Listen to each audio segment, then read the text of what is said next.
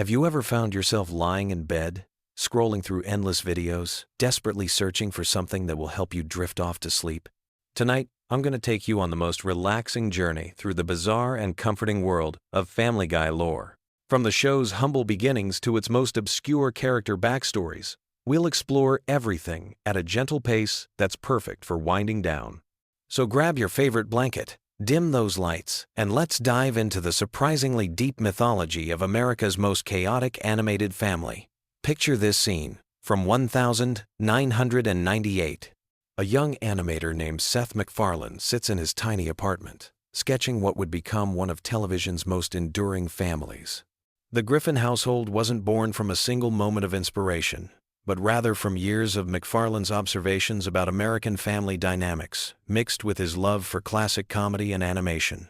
What started as a simple cartoon about a dysfunctional family would evolve into something much more complex and layered than anyone could have imagined.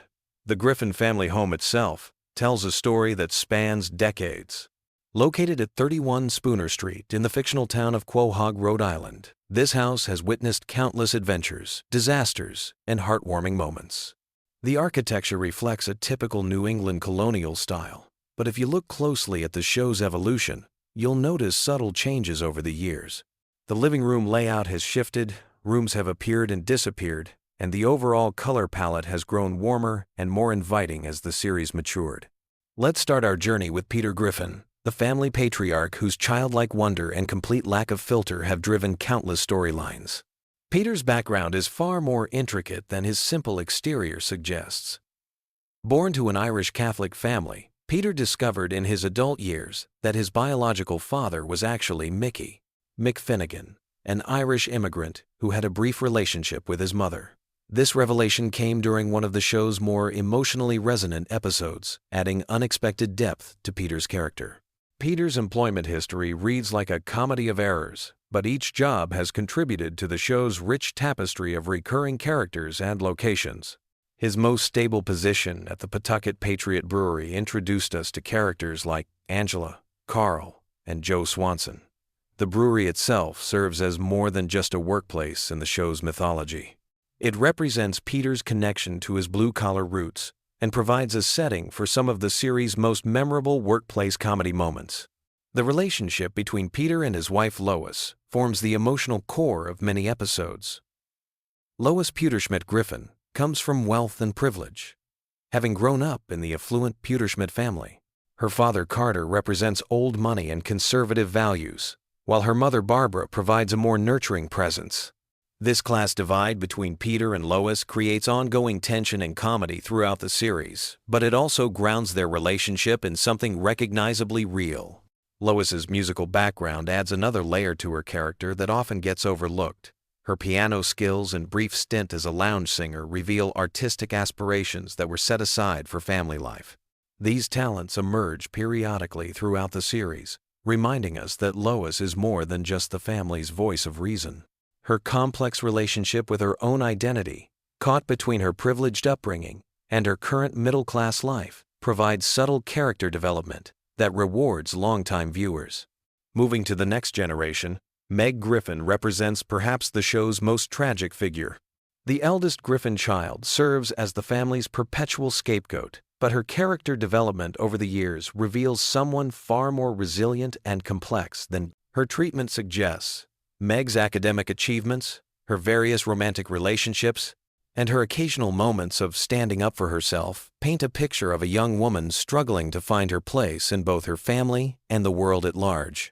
The running gag of Meg being ignored or mistreated by her family actually serves a deeper narrative purpose. It reflects real family dynamics where one member becomes the target for everyone else's frustrations and insecurities. While played for comedy, Meg's situation often touches on genuine issues of family dysfunction and teenage alienation that many viewers recognize from their own experiences. Chris Griffin, the middle child, embodies adolescent awkwardness with surprising authenticity. His artistic talents, particularly his drawing abilities, provide glimpses into a creative soul trapped in an uncomfortable body. Chris's relationship with his father Peter oscillates between moments of genuine connection and complete misunderstanding. These dynamics reflect the complexity of father-son relationships during the teenage years, when both parties are struggling to communicate across generational and emotional barriers. The youngest Griffin, Stewie, presents the show's most fascinating character study. Initially conceived as a one-dimensional villain bent on world domination and matricide, Stewie has evolved into something far more nuanced.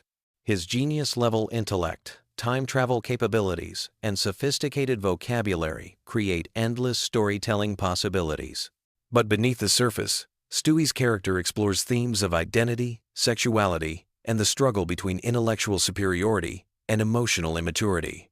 Stewie's relationship with the family dog Brian forms one of the series' most enduring friendships. Their adventures together, from time travel escapades to simple conversations in the Griffin living room, showcase a bond that transcends species and age. Brian, as the family's intellectual and moral center, often serves as Stewie's guide to understanding human emotions and relationships. Brian Griffin's own backstory adds depth to what could have been a simple talking dog character. His struggles with alcoholism, his failed writing career, and his complicated romantic relationships make him surprisingly relatable, despite his canine nature. Brian's liberal political views and intellectual pretensions often clash with the Griffin family's more straightforward approach to life, creating tension that drives many storylines. The supporting characters in Family Guy's universe each bring their own rich histories and ongoing storylines. Cleveland Brown, before his departure to star in his own spin-off series, represented loyalty and friendship in Peter's life. His patient tolerance of Peter's schemes and his own quiet dignity provided a stabilizing influence on the group dynamic. Even after his return to the main series, Cleveland's character maintains this role while showing growth and change from his experiences. Quagmire's character presents one of the show's most controversial yet compelling figures. His extreme libertine lifestyle and catchphrase delivery mask a more complex personality that occasionally emerges in episodes focusing on his background. His military service, his relationship with his parents, and his rare moments of vulnerability reveal someone using humor and bravado to cope with deeper psychological issues. Joe Swanson's paralysis could have been handled as simple disabled character representation, but the show has consistently portrayed him as a complete person whose disability is just one aspect of his identity. His career in law enforcement, his marriage to Bonnie, and his fierce determination to live life fully make him an inspiring presence in the show's ensemble cast. Joe's friendship with Peter and the other neighbors demonstrates how genuine relationships transcend physical limitations. The town of Quahog itself functions almost as another character in the series. From the drunken clam bar where Peter and his friends gather, to the various shops and locations that appear throughout the series, Quahog feels like a lived-in community with its own personality and rhythm. The recurring businesses and landmarks create a sense of continuity and familiarity that grounds the show's more outlandish storylines in something recognizable. The Drunken Clam deserves special attention as the series' most important recurring location outside the Griffin home. This working-class bar serves as Peter's refuge from domestic responsibilities and the setting for countless conversations between the main male characters. The bar's atmosphere, with its dim lighting and worn furniture, perfectly captures the feeling of a neighborhood establishment where everyone knows everyone else's business. Family Guy's approach to continuity creates an interesting paradox. While the show often resets situations for comedic purposes, certain character developments and relationships maintain consistency across episodes and seasons. This selective continuity allows the writers to explore serious themes while maintaining the show's comedic flexibility. Death episodes are mourned, relationships evolve, and characters grow older, but the core dynamic remains stable enough to support the show's humor. The series' numerous pop culture references and cutaway gags serve more than just comedic purposes. They create a shared cultural vocabulary that connects different episodes and seasons. Regular viewers begin to recognize patterns and callbacks that reward their loyalty and attention. These references also anchor the show in specific time periods, creating a kind of cultural archaeology that future viewers can explore. The show's handling of controversial topics demonstrates a willingness to tackle difficult subjects while maintaining its comedic identity. Episodes dealing with death, disability, sexuality, and family trauma show surprising emotional depth when they choose to engage seriously with these themes. This balance between comedy and genuine emotion gives the series more staying power than pure parody or shock comedy alone could provide. Music plays a crucial role in Family Guy's storytelling. From Conway Twitty performances that frustrate viewers to elaborate musical numbers that showcase the voice cast's talents. These musical interludes serve as palate cleansers between intense storylines and provide opportunities for character development through song.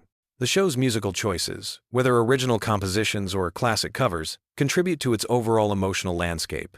The Griffin family's relationships with their extended family members add additional layers to the show's mythology.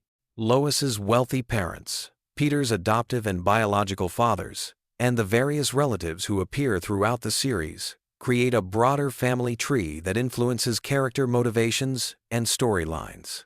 These relationships often drive holiday episodes and special occasions that bring out different aspects of the main characters. As we wind down this exploration of Family Guy's rich universe, it's worth noting how the show has maintained its relevance across multiple decades. The characters have aged and evolved while retaining their essential characteristics. New viewers can jump in at almost any point, while longtime fans are rewarded with deep continuity and character development that spans hundreds of episodes. The comfort that many people find in rewatching Family Guy episodes comes from this familiarity with the characters and their world. Like visiting old friends, spending time with the Griffin family provides a sense of continuity and connection that can be especially soothing during stressful times. The show's blend of absurd comedy and genuine emotion creates a unique viewing experience that can be both engaging and relaxing.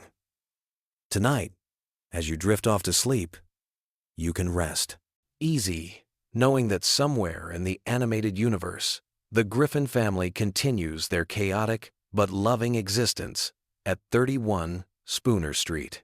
Peter is probably hatching another ill-conceived scheme. Lois is maintaining her patient dignity, Meg is persevering through another day of family dysfunction, Chris is discovering something new about himself, Stewie is plotting something elaborate, and Brian is providing wise commentary on it all. In Quahog, Rhode Island, life goes on with all its complications, humor, and unexpected moments of genuine heart.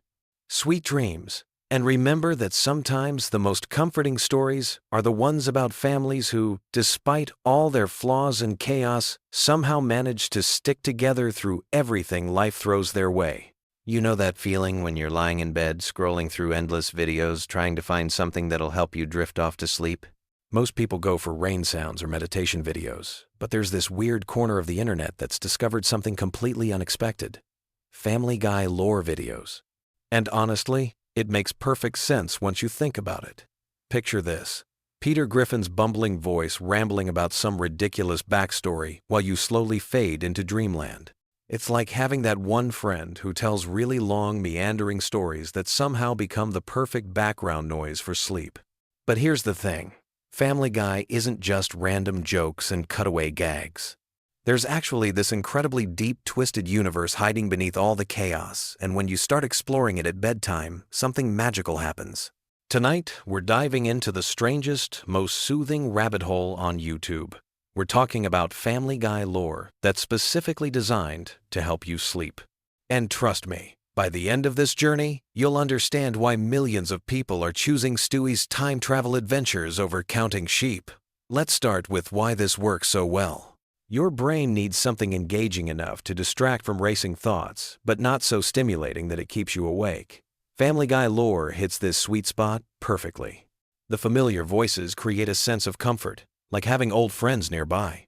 The storylines are complex enough to occupy your mind, but delivered in that laid-back, conversational tone that naturally slows your heart rate. The beauty of Family Guy as sleep content lies in its structure. Unlike other shows that build tension toward climactic moments, Family Guy operates on this weird, episodic flow where nothing is too serious or urgent. Even when Peter is destroying the town or Stewie is plotting world domination, there's this underlying absurdity that signals to your brain that everything is okay. It's chaos, but comfortable chaos. One of the most popular sleep topics is Stewie's time travel timeline. Now, if you've watched the show casually, you might think Stewie's time adventures are just random episodes. But when you dig deeper, there's this incredibly complex web of cause and effect that spans decades. Stewie has literally shaped the Griffin family history in ways most viewers never realize. Think about it. In one timeline, Stewie prevents his own birth, which creates this paradox where he exists but shouldn't. In another, he saves his father's life, completely altering the family dynamic. These aren't just throwaway episodes. They're building blocks of an intricate multiverse where every action ripples through time. And when someone narrates this in a gentle, sleepy voice while you're tucked in bed, it becomes this dreamy exploration of cause and effect that naturally leads your mind into sleep. The time travel lore gets even more interesting when you consider Stewie's relationship with Brian. Their adventures through different eras reveal hidden layers of both characters. Brian isn't just the family dog who talks. He's this tortured intellectual who's lived through multiple timelines, sometimes remembering previous versions of events, sometimes completely oblivious. The complexity of their friendship across different realities becomes this beautiful, melancholy meditation on friendship and loyalty. What makes this perfect for sleep is how these time travel stories often end with everything returning to normal, or at least a version of normal. There's no real stakes because the show's format demands that the status quo be maintained. Your subconscious picks up on this pattern and relaxes, knowing that no matter how wild the adventure gets, the Griffin family will be okay by morning. Another incredibly soothing topic is the hidden depth of Peter Griffin's character. On the surface, he's just this obnoxious, immature father figure. But when you start examining his backstory, there's surprising emotional complexity. Peter's relationship with his own father, Francis, reveals layers of abandonment issues and the desperate need for approval that drives much of his behavior. The Catholic guilt that shapes Peter's worldview, his struggles with identity, his genuine love for his family despite constantly endangering them, all of this creates this rich psychological portrait. When narrated as bedtime content, Peter's flaws become almost endearing. He's not a bad person, he's just deeply human in the most ridiculous possible way. The show has quietly built this mythology around Peter's various jobs and failures. From working at the brewery to his brief stint as a country music star, each career represents a different aspect of the American dream gone wrong. But instead of being depressing, it's oddly comforting. Peter always bounces back, always finds something new to be enthusiastic about. His resilience becomes this gentle reminder that failure isn't permanent, that there's always another chance to mess things up in new and interesting ways.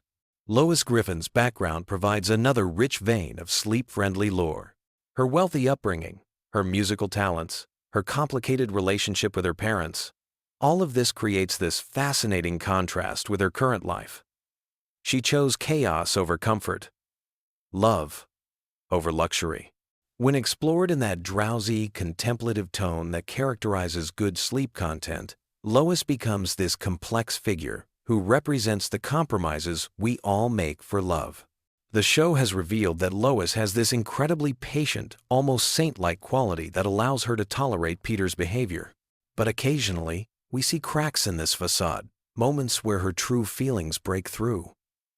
These glimpses of Lois's inner life become fascinating character studies when presented as gentle bedtime analysis.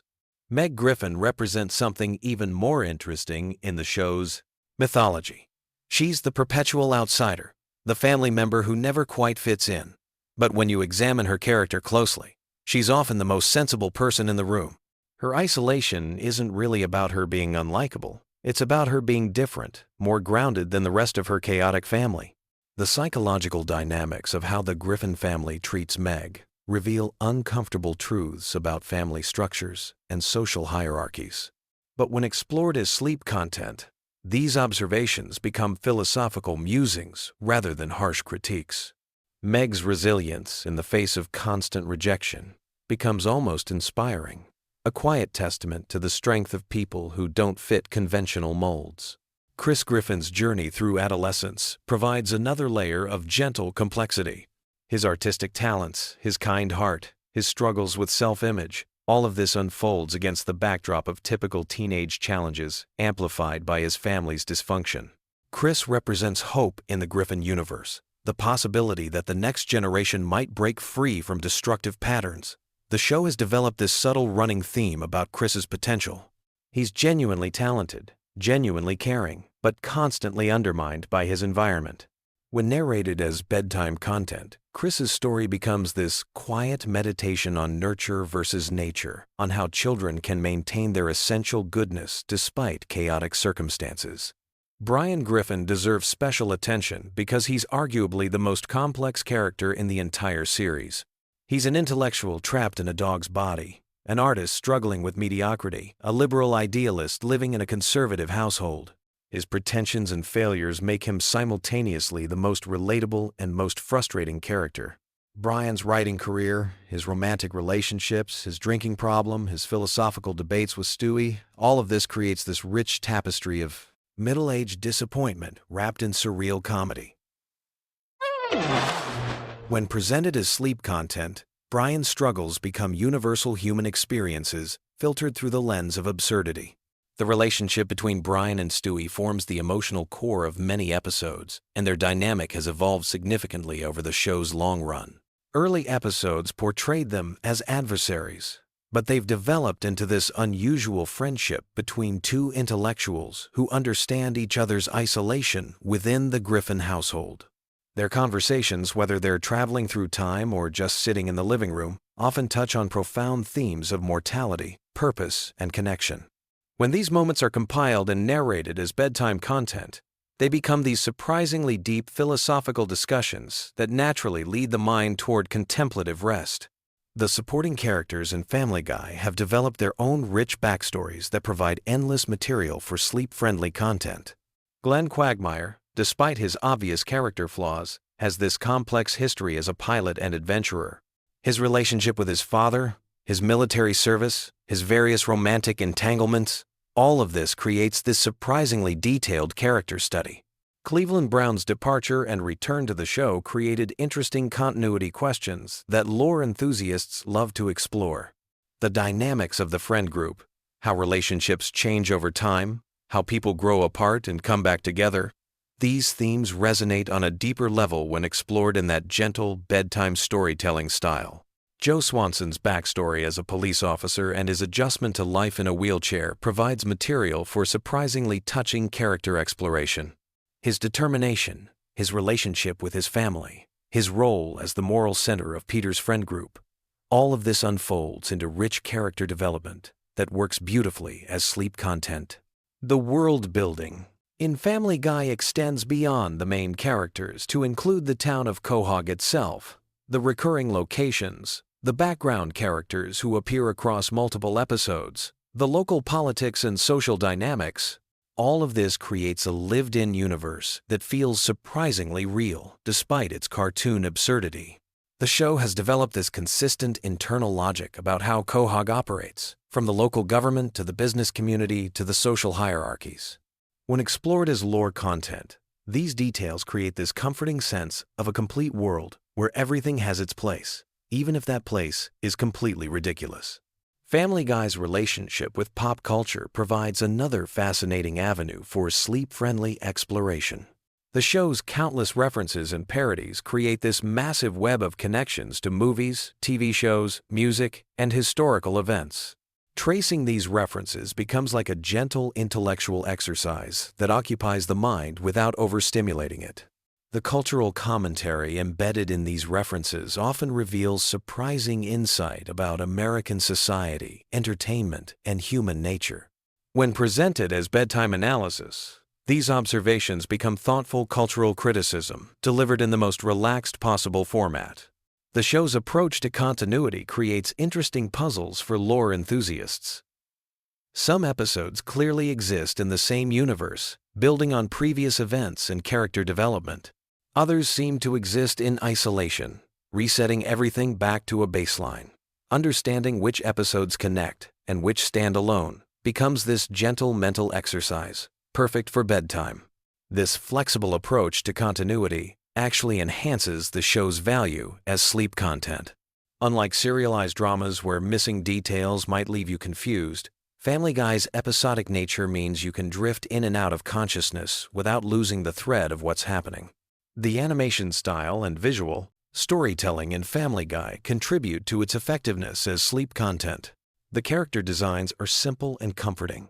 The color palette is warm and familiar, and the pacing of visual jokes follows predictable patterns. Your brain learns to anticipate the rhythm of the show, which naturally promotes relaxation. The voice acting deserves special mention because the performers have developed these characters over decades. The familiarity of these voices creates an immediate sense of comfort and security. Seth MacFarlane's multiple character voices, Alex Borstein as Lois, Mila Kunis as Meg, each voice becomes like a comfortable presence in your bedroom. The musical elements in Family Guy add another layer of sleep-friendly content. The show frequently features elaborate musical numbers that range from Broadway-style productions to simple character songs. These musical interludes often reveal character depths and emotions that regular dialogue might not capture. When compiled as sleep content, these musical moments become like gentle lullabies that showcase different aspects of the characters' personalities.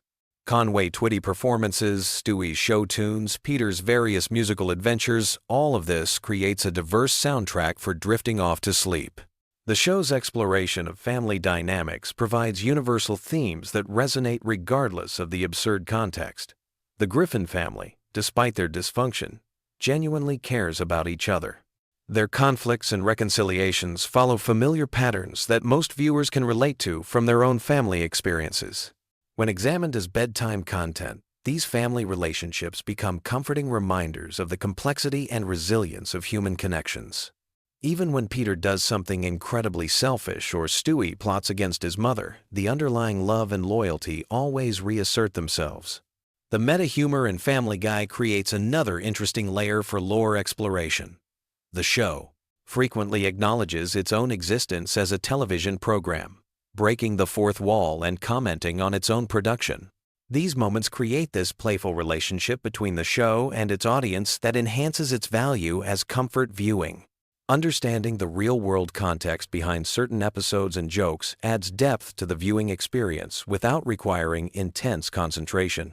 The show's commentary on television, animation, and entertainment industry becomes gentle insider knowledge that enhances appreciation without demanding active analysis. The evolution of Family Guy over its many seasons provides rich material for comparative analysis. Early episodes had different character dynamics, different humor styles, and different production values. Tracing how the show has changed and developed becomes like following the growth of old friends. This long-term perspective on the series creates a sense of history and continuity that enhances its comfort value. You're not just watching random episodes. You're participating in this ongoing story that has unfolded over decades of real time.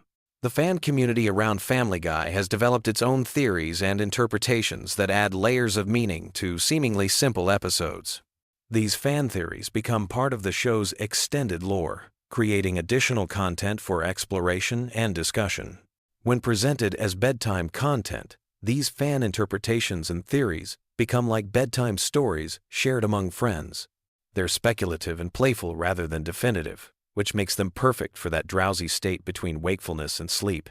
The cultural impact of Family Guy extends beyond entertainment into social commentary and cultural criticism. The show has influenced animation, humor, and television production in measurable ways. Understanding this broader impact adds depth to individual episodes without requiring intense focus. This cultural context becomes another gentle layer of analysis that enhances the viewing experience. You're not just watching cartoons, you're experiencing a significant piece of contemporary American culture that has shaped entertainment and comedy. The merchandising and spin-off content around Family Guy creates additional universe expansion that lore enthusiasts love to explore. Video games, books, merchandise, and related media all contribute to the overall Griffin family mythology. These extensions of the core show become like supplementary reading that enhances understanding without being essential. They're bonus content that rewards dedicated fans while remaining accessible to casual viewers. So there you have it, the surprisingly deep and genuinely soothing world of Family Guy lore designed specifically for sleep. What started as a simple animated comedy has evolved into this rich, complex universe filled with character development, cultural commentary, and surprisingly profound themes about family, friendship, and human nature. The next time you're lying awake at 3 in the morning, scrolling through endless content options, remember that sometimes the most unexpected choices make the best bedtime companions. Peter Griffin's chaotic adventures and Stewie's time travel paradoxes might just be exactly what your brain needs to finally relax and drift off into peaceful sleep. Sweet dreams. And remember, in the multiverse of Family Guy, everything always works out in the end, which is exactly the kind of reassurance we all need before closing our eyes for the night. Have you ever wondered why Family Guy has become the ultimate comfort show for falling asleep? Tonight we're diving deep into the sprawling universe of Seth MacFarlane's animated masterpiece, exploring every hidden detail, running gag, and piece of lore that makes this show the perfect bedtime companion for millions of viewers worldwide. From the moment Peter Griffin first stumbled across our screens in 1999, Family Guy created something unique in television history. Unlike other animated sitcoms that rely on continuous storylines, Family Guy mastered the art of episodic storytelling mixed with an intricate web of callbacks, references, and character development that spans over 2 decades. This combination creates the perfect storm for sleep-time viewing because your brain can follow along without needing to track complex plot threads while still being rewarded with layers of detail that reveal themselves on repeat viewings. The genius of Family Guy's structure lies in its cutaway gags, those seemingly random flashbacks and fantasy sequences that interrupt the main storyline. These moments serve a dual purpose in the sleep experience. They provide natural breakpoints where your mind can drift without losing the narrative thread, while simultaneously creating a dreamlike quality that mirrors the way our brains process information as we fall asleep. When Peter suddenly launches into a story about that time he worked as a Renaissance painter, or when the show cuts to a completely unrelated historical parody, it mimics the random associations our minds make in that drowsy state between waking and sleeping. Let's start with the Griffin family dynamics that form the foundation of this comfort viewing experience. Peter Griffin represents the archetypal bumbling father figure, but his character contains multitudes of backstory that unfold gradually throughout the series. His relationship with his father Francis, his complicated feelings about his biological father, Mickey, and his ongoing rivalry with the giant chicken Ernie create emotional anchors that ground even the most absurd episodes. These family connections provide a sense of stability and familiarity that translates perfectly to bedtime viewing. Lois Griffin serves as both the voice of reason and the enabler of chaos within the family structure. Her wealthy background, her musical aspirations, her brief flirtations with rebellion, and her unwavering devotion to her dysfunctional family create a maternal energy that many viewers find deeply comforting. The episodes that focus on Lois often explore themes of sacrifice, patience, and unconditional love, making them particularly soothing for nighttime consumption.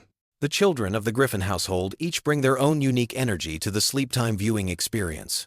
Meg's perpetual outsider status and her journey through adolescence provide moments of genuine pathos that balance the show's more chaotic elements.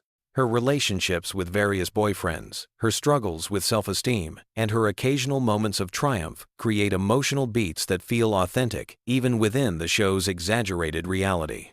Chris Griffin's coming-of-age storylines offer a different kind of comfort, representing the awkwardness and uncertainty of teenage years with a gentle humor that never feels mean-spirited. His artistic talents, his romantic misadventures, and his generally good-hearted nature provide positive emotional anchors throughout the series. Then there's Stewie Griffin, perhaps the most complex character in the Family Guy universe. His evolution from world domination-obsessed infant to time-traveling genius to conflicted character, struggling with his identity, represents one of television's most subtle character developments. The episodes focusing on Stewie and Brian's friendship often delve into philosophical territory that can be profoundly relaxing, touching on themes of mortality, purpose, and connection in ways that are both humorous and deeply moving.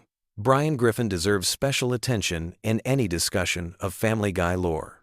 As the family dog who walks upright, drives cars, and serves as the show's intellectual conscience, Brian embodies the show's ability to blend the absurd with the profound. His struggles with alcoholism, his failed writing career, his romantic relationships, and his role as Stewie's best friend create some of the series' most emotionally resonant moments. The Brian-centered episodes often feature slower pacing and more introspective dialogue, making them ideal for winding down at the end of the day. The extended universe of Quahog, Rhode Island, provides an incredibly rich backdrop for sleep-time exploration. The town itself becomes a character, with its recurring locations like the Drunken Clam, the Quahog Mini-Mart, and the various restaurants and businesses that appear throughout the series. These familiar settings create a sense of place and community that many viewers find comforting, like returning to a hometown you know intimately. The show's extensive cast of recurring characters adds layers of familiarity and continuity that enhance the comfort viewing experience. Glenn Quagmire's outrageous behavior and his complex relationship with the Griffin family provides consistent laughs, while also exploring themes of friendship and acceptance. Cleveland Brown's gentle nature and his role as Peter's voice of reason create moments of warmth and stability. Joe Swanson's determination and positive attitude in the face of his disability provide inspiring undertones that balance the show's more irreverent moments. Characters like Mayor Adam West, with his eccentric personality and bizarre mayoral decisions, add a surreal quality that perfectly matches the drowsy state many viewers experience while falling asleep. The various shopkeepers, neighbors, and authority figures who populate Quahog create a lived-in world that feels consistent and reliable, even when the specific storylines venture into complete absurdity. One of Family Guy's greatest strengths for sleep viewing lies in its incredible database of pop culture references and parodies. The show's writers demonstrate an encyclopedic knowledge of movies, television, music, and historical events, creating layers of meaning that reward both casual viewing and deep analysis. These references serve as mental comfort food, triggering positive associations with beloved entertainment from across the decades. The Star Wars parody episodes represent some of the series' most ambitious storytelling, reimagining the classic space opera with Family Guy characters in ways that honor both properties.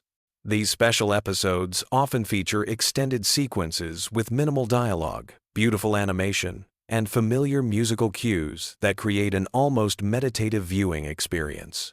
The show's musical numbers deserve special recognition for their sleep-inducing qualities. From Stewie and Brian's elaborate song and dance routines to Peter's impromptu musical outbursts, these sequences often slow down the show's typically frenetic pace and create moments of genuine artistry. The musical episodes, in particular, offer extended periods of melody and rhythm that can be incredibly soothing for bedtime viewing. Family Guy's approach to continuity creates a unique viewing experience that rewards long-term fans while remaining accessible to casual viewers. The show references its own history constantly, with characters acknowledging previous episodes, recurring gags that span multiple seasons, and character development that unfolds gradually over hundreds of episodes. This creates a sense of narrative investment that makes viewers feel like part of an ongoing story, even when individual episodes are completely self-contained. The death and resurrection of Brian Griffin represents one of the show's most emotionally impactful storylines, demonstrating the writer's ability to generate genuine emotion even within their typically irreverent framework. The audience's passionate response to Brian's temporary death revealed how deeply viewers had connected with these characters, creating a shared cultural moment that enhanced the show's comfort viewing appeal. The time travel episodes featuring Stewie and Brian exploring different historical periods and alternate realities add science fiction elements that expand the show's universe in fascinating directions. These episodes often feature more sophisticated storytelling techniques and explore philosophical concepts about causality, free will, and the nature of reality, providing intellectual stimulation that can be both engaging and relaxing. Family Guy's holiday episodes deserve special mention for their comfort viewing qualities. The Christmas episodes, in particular, often feature more sentimental storylines, beautiful animation, and themes of family, forgiveness, and redemption that create perfect nighttime viewing experiences. These episodes typically balance the show's signature humor with genuine emotional moments that leave viewers feeling warm and satisfied. The show's exploration of religion, politics, and social issues often provides thought-provoking content that can stimulate interesting mental discussions as viewers drift off to sleep. While Family Guy never shies away from controversial topics, it typically approaches them with enough humor and absurdity to avoid being genuinely upsetting, making these episodes suitable for relaxation while still engaging with important themes. The animation style itself contributes significantly to the show's sleep-friendly qualities. The bright colors, simple character designs, and fluid movement create a visually pleasing experience that's easy on the eyes during nighttime viewing. The show's visual gags often work on multiple levels, providing immediate laughs while also rewarding careful observation with hidden details and background jokes. Family Guy's voice acting deserves recognition for creating characters that feel like old friends to longtime viewers. Seth MacFarlane's performance as Peter, Brian, and Stewie demonstrates incredible range and consistency, while the supporting voice cast brings depth and personality to even minor characters. This vocal familiarity creates an audio comfort zone that many viewers find deeply relaxing. The show's writing style blends rapid-fire jokes with slower, more contemplative moments, creating a rhythm that matches the natural ebb and flow of consciousness as people fall asleep. The cutaway gags provide natural segues between different energy levels, while the main storylines maintain enough coherence to follow without requiring intense concentration. Family Guy's cultural impact extends far beyond television, with its characters, quotes, and references becoming part of the broader cultural lexicon. This cultural penetration means that viewers often encounter Family Guy references in their daily lives, reinforcing their connection to the show and enhancing its comfort viewing appeal. The show's longevity itself contributes to its effectiveness as comfort viewing. With over 20 seasons and hundreds of episodes, Family Guy offers an almost inexhaustible supply of content for bedtime viewing. This extensive catalog means that viewers can experience the comfort of familiarity while still discovering new details and jokes they may have missed in previous viewings. The international versions and translations of Family Guy add another layer to its global appeal, with different cultures finding their own ways to connect with the Griffin family's adventures. This worldwide popularity creates a sense of shared experience that transcends cultural boundaries, making Family Guy a truly universal comfort viewing experience. As we wrap up this deep dive into the Family Guy universe, it becomes clear why this animated series has earned its place as the ultimate comfort show for millions of viewers worldwide. Its unique combination of episodic storytelling, rich character development, extensive pop culture knowledge, and perfect pacing creates an ideal environment for relaxation and sleep. Whether you're a longtime fan discovering new details in familiar episodes, or a newcomer exploring this vast animated universe for the first time, Family Guy offers a reliable source of comfort, humor, and gentle entertainment that can help ease the transition from the stresses of daily life into peaceful sleep. Sweet dreams, and remember, Family Guy will always be there when you need that perfect blend of familiarity and surprise to help you drift off into comfortable slumber. Have you ever wondered what happens when your favorite animated characters don't just get blown up for laughs, but actually stay dead? Well, grab a cup of warm milk and get comfortable, because tonight we're diving deep into the surprisingly dark world of Family Guy's permanently deceased characters. And trust me, some of these deaths will shock you more than Peter's latest workplace accident. Now, before we start counting bodies, let's be real about something. Family Guy isn't exactly known for its restraint when it comes to cartoon violence. Characters get flattened, exploded, and dismembered on a weekly basis only to magically appear in the next scene like nothing happened. But every once in a while, the Grim Reaper actually keeps his receipts, and these characters never bounce back. Some were killed because fans couldn't stand them, others because their voice actors passed away in real life, and a few just got caught in the crossfire of Seth MacFarlane's twisted sense of humor. So dim those lights, settle into your most comfortable position, and let's explore every character that Family Guy has permanently sent to the great cartoon afterlife. Starting with the very first casualty that taught us this show wasn't messing around when it came to consequences.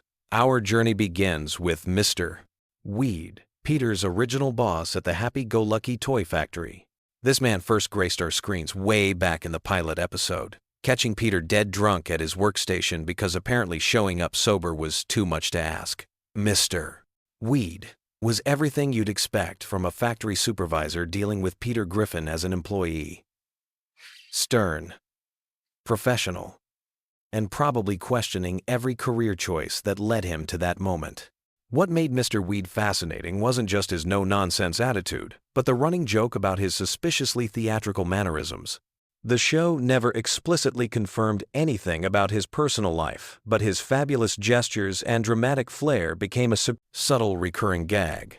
Despite Peter's constant screw-ups, Mr. Weed kept giving him second chances, firing and rehiring him like it was some kind of workplace hobby. The irony is that this unusual loyalty to Peter ultimately sealed his fate. In the episode where everything went wrong, Peter decided to invite his boss over for dinner to make a good impression. Surprisingly, the evening started perfectly. Mr. Weed was genuinely impressed by Peter's home, family, and even Brian's ability to speak. He was so impressed that he offered Peter a promotion to head of toy development. That's when dinner took a deadly turn. Brian, shocked by this unexpected good news, started choking on a dinner roll. When Peter and Lois performed the Heimlich maneuver, the roll shot out of Brian's mouth like a projectile and landed directly in Mr. Weed's throat. And unlike the countless other times characters have faced mortal peril in this show, Mr. Weed actually died from choking. The funeral scene was classic Family Guy darkness. Mr. Weed left behind a videotaped will announcing that the happy-go-lucky toy factory would be demolished to make way for something called the homoerotic toy factory. It was absurd, tragic, and weirdly fitting for a character whose sexuality had been a running gag throughout his appearances. Moving from workplace fatalities to relationship drama, let's talk about Loretta Brown, Cleveland's ex-wife, who met her end in a way that perfectly summarized her entire character arc. Loretta was everything Cleveland wasn't. Where he was calm and soft-spoken, she was loud, demanding, and took no prisoners when it came to getting what she wanted. Their marriage started cracking when Quagmire's infamous inability to control himself led to an affair. During a fishing trip, a fish accidentally landed on Loretta's chest, and she took it as some kind of cosmic sign to sleep with the guy who caught it. Classic Family Guy logic, really. When Peter and Brian discovered this affair, they recognized Quagmire by his distinctive tattoo, leading to the most awkward revelation scene in television history. Cleveland's reaction to learning about the betrayal was so pathetically calm that it almost hurt to watch. Instead of rage or dramatic confrontation, he just apologized and accepted being kicked out of his own home. It wasn't until Peter and Lois called him out for being too passive that Cleveland finally found his spine and went after Quagmire. After their divorce was finalized, Loretta lived alone in a house on the hill, which sounds poetic until you remember this is Family Guy, and nothing stays peaceful for long. Her death came during one of Peter's elaborate pranks that somehow always managed to destroy Cleveland's property. This time, instead of Cleveland surviving the chaos like usual, Loretta got caught in the destruction and was crushed by falling debris. The reason behind Loretta's permanent exit was actually practical rather than narrative. Her voice actress, Alex Borstein, who also voices Lois, found Loretta's gravelly voice too difficult and painful to perform. Rather than recast the character, the writers decided to kill her off permanently, which honestly feels like the most Family Guy solution possible. Speaking of deaths that came out of nowhere, Horace's demise was particularly heartbreaking for fans of the Drunken Clam. This guy had been serving drinks to Peter, Quagmire, Joe, and Cleveland since the early seasons, surviving multiple near-death experiences that should have killed any normal bartender. He'd been shot, knocked unconscious, and even survived a fire, leading viewers to believe he was practically immortal. His luck finally ran out during a softball game between the Drunken Clam and Goldman's Pharmacy. Jerome, brought in as a ringer for Mort's team, was at bat when Horace tried to strike him out. Instead of a strikeout, Horace got struck down permanently. The episode revealed his death so casually that it almost felt cruel. But that's exactly the kind of dark humor Family Guy specializes in. The aftermath was even more devastating. The Drunken Clam was set to close permanently, which would have destroyed one of the show's most important locations. Peter tried everything to save the bar, but it was Jerome himself, the man who accidentally killed Horace, who stepped up to buy the establishment and keep it running. It was a surprisingly touching resolution to a tragic situation. Now let's talk about Peter's father, or at least the man he thought was his father for most of his life. Francis Griffin was the embodiment of strict Irish Catholic values, taken to an uncomfortable extreme. His dislike of Lois simply because she was Protestant created constant family tension, and his general disappointment in Peter was palpable in every scene they shared. When Francis retired and moved in with the Griffin family, he transformed their home into what looked like a Catholic gift shop explosion. Crucifixes appeared in every room. Religious imagery covered the walls, and the atmosphere became so oppressive that Peter actually convinced the Pope to visit and talk some sense into his father. The fact that Francis accused the Pope of going soft tells you everything you need to know about his personality. Francis met his end during Meg's birthday party, which was already going poorly because Peter was, as usual, being a complete embarrassment. While attempting one of his signature stupid stunts, Peter accidentally caused an accident that put Francis in the hospital. On his deathbed, Francis had some final words for his son that were both cruel and oddly accurate. He called Peter a fat, stinking drunk, which honestly wasn't wrong, but the timing made it particularly harsh. The revelation that Francis wasn't even Peter's biological father came during therapy sessions afterward. Peter discovered his real father was an Irishman named Mickey McFinnigan, who only accepted Peter after he proved himself in a drinking contest. It was a twisted validation of everything Francis had criticized about Peter's character. Peter's mother, Thelma Griffin, also received the permanent death treatment, though her passing was handled with less dramatic flair. She died of a stroke at the beginning of an episode that quickly shifted focus to Peter getting involved with an older woman, which was weird timing even by Family Guy standards. Thelma had always been a complex character, technically nicer than Francis, but carrying her own set of serious problems. She was a smoker, gambler, and alcoholic who had created several traumatic childhood memories for Peter through her neglectful and sometimes abusive behavior. Her habit of dropping bombshells on Peter whenever she visited made every appearance feel like an emotional landmine. The most shocking revelation came when Peter needed his birth certificate and discovered he wasn't born in America but in Mexico. Thelma had gone there to terminate her pregnancy after learning Peter's real father was an Irish drunk, but changed her mind after giving birth and smuggled baby Peter back to the United States. She then married Francis to give Peter a father figure, creating the lie that lasted Peter's entire childhood. Moving into the realm of characters that almost nobody mourned, Doug's death was announced so casually that it felt like an afterthought. This preschool rival of Stewie's had been a thorn in the baby's side for multiple episodes, representing everything Stewie hated about other children his age. Their rivalry started over playground politics and escalated into full-scale warfare, complete with campaign strategies and political maneuvering when Doug ran unopposed for snack captain. Stewie's terror at the thought of Doug gaining any kind of political experience, even at the preschool level, led to some of the show's most absurd storylines involving toddler espionage and election fraud. The episode ended with Stewie wearing the snack captain hat and casually mentioning that Doug had died in a commuter plane crash that morning. The matter-of-fact delivery and complete lack of emotional response from anyone made it clear that Doug's death was meant to be darkly comedic rather than tragic. Fans were actually relieved to see the annoying character permanently removed from the show.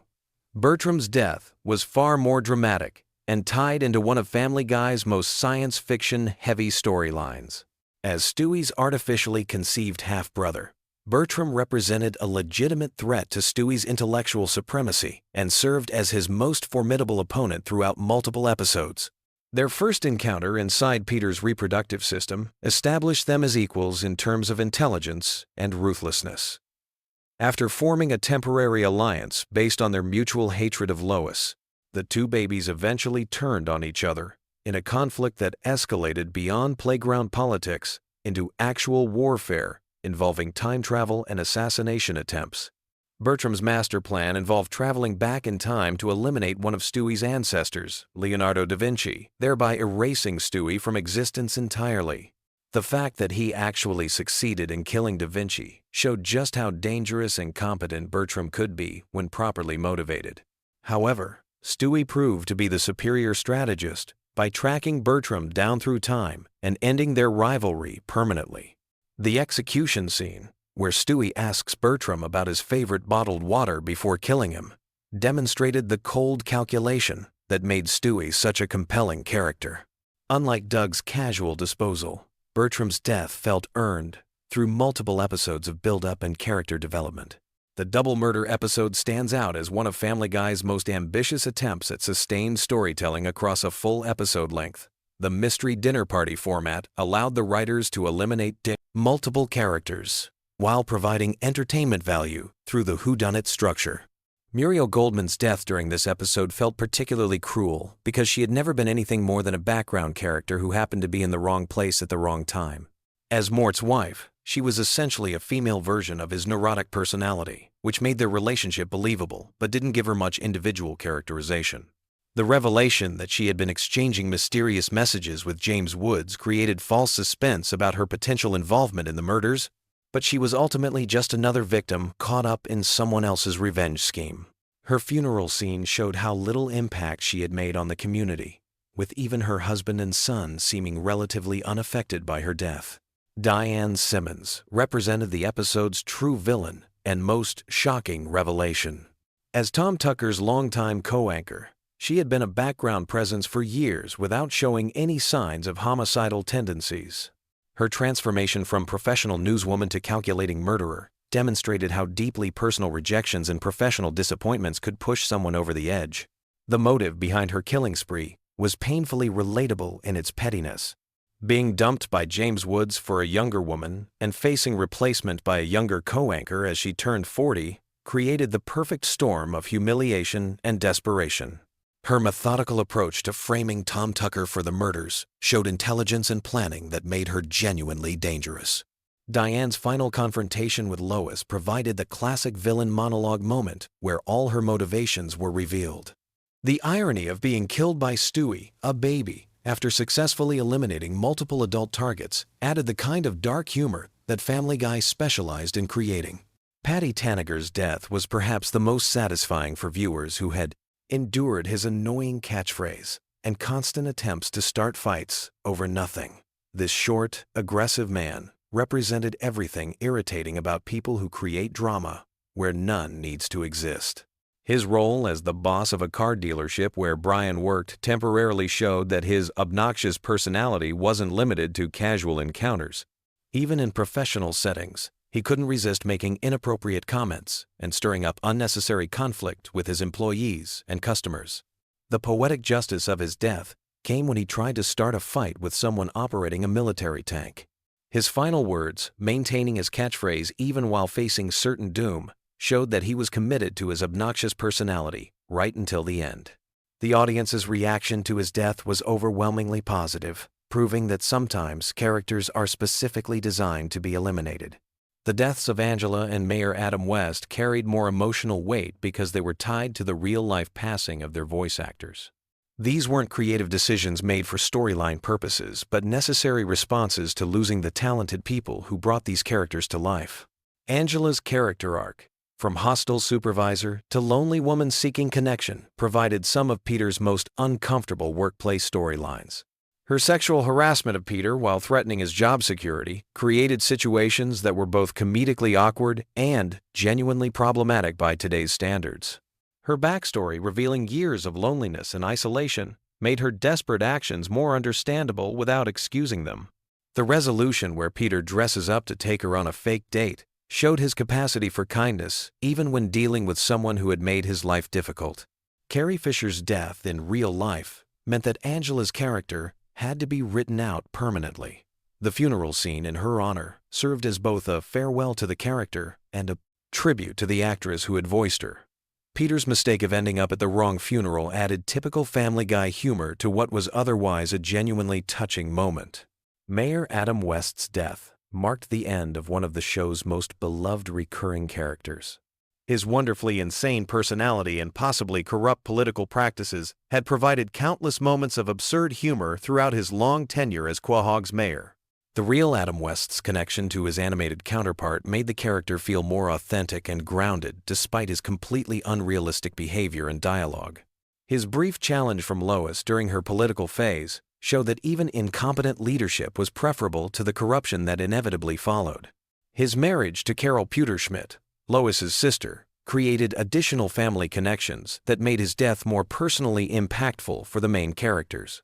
The tribute episode where Brian petitioned to rename the high school after Mayor West provided proper closure for a character who had been part of the show's fabric for over 16 seasons.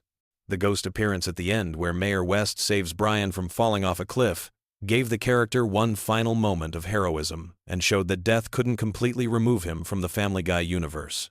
His replacement by Wild West as mayor acknowledged that the character was irreplaceable while allowing the show to continue.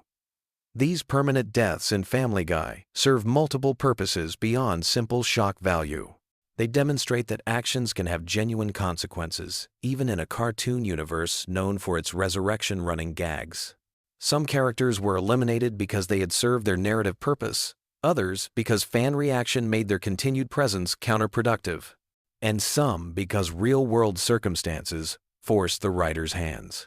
The variety in how these deaths were handled shows the range of Family Guy's storytelling capabilities. From casual mentions that treat death as an afterthought to elaborate murder mystery episodes that build tension across an entire episode, the show has found multiple ways to permanently remove characters while maintaining its signature dark humor. The emotional impact of these deaths varies significantly based on character development and audience attachment. Long-running characters like Mayor West and Horace created genuine sadness among fans, while annoying characters like Doug and Patty Tanager were celebrated in their passing. This range of reactions demonstrates how effectively the show had developed distinct personalities for even its minor recurring characters. What makes these permanent deaths particularly interesting is how they contrast with Family Guy's usual approach to cartoon violence. The show regularly features deaths that are immediately reversed or ignored, making the permanent ones stand out as genuinely significant events. When a character stays dead in this universe, it carries extra weight, because viewers know it's not the norm. The practical reasons behind some of these deaths, such as voice actor availability or fan reaction, show how external factors can influence creative decisions in long-running animated series. The writers have generally handled these necessary eliminations with appropriate respect while maintaining the show's comedic tone. Looking back at this collection of permanently deceased characters reveals the evolution of Family Guy's storytelling over its many seasons. Earlier deaths, like Mr. Weed, were often accidental consequences of the show's chaotic humor, while later deaths, like those in the murder mystery episode, showed more deliberate narrative planning. The show's willingness to permanently eliminate characters demonstrates confidence in its ability to create new sources of humor and conflict without relying on the same recurring personalities indefinitely. This creative flexibility has helped Family Guy maintain freshness across its extended run, while still honoring the contributions of departed characters. These deaths also serve as reminders that even in the most outrageous fictional universes, some actions cannot be undone.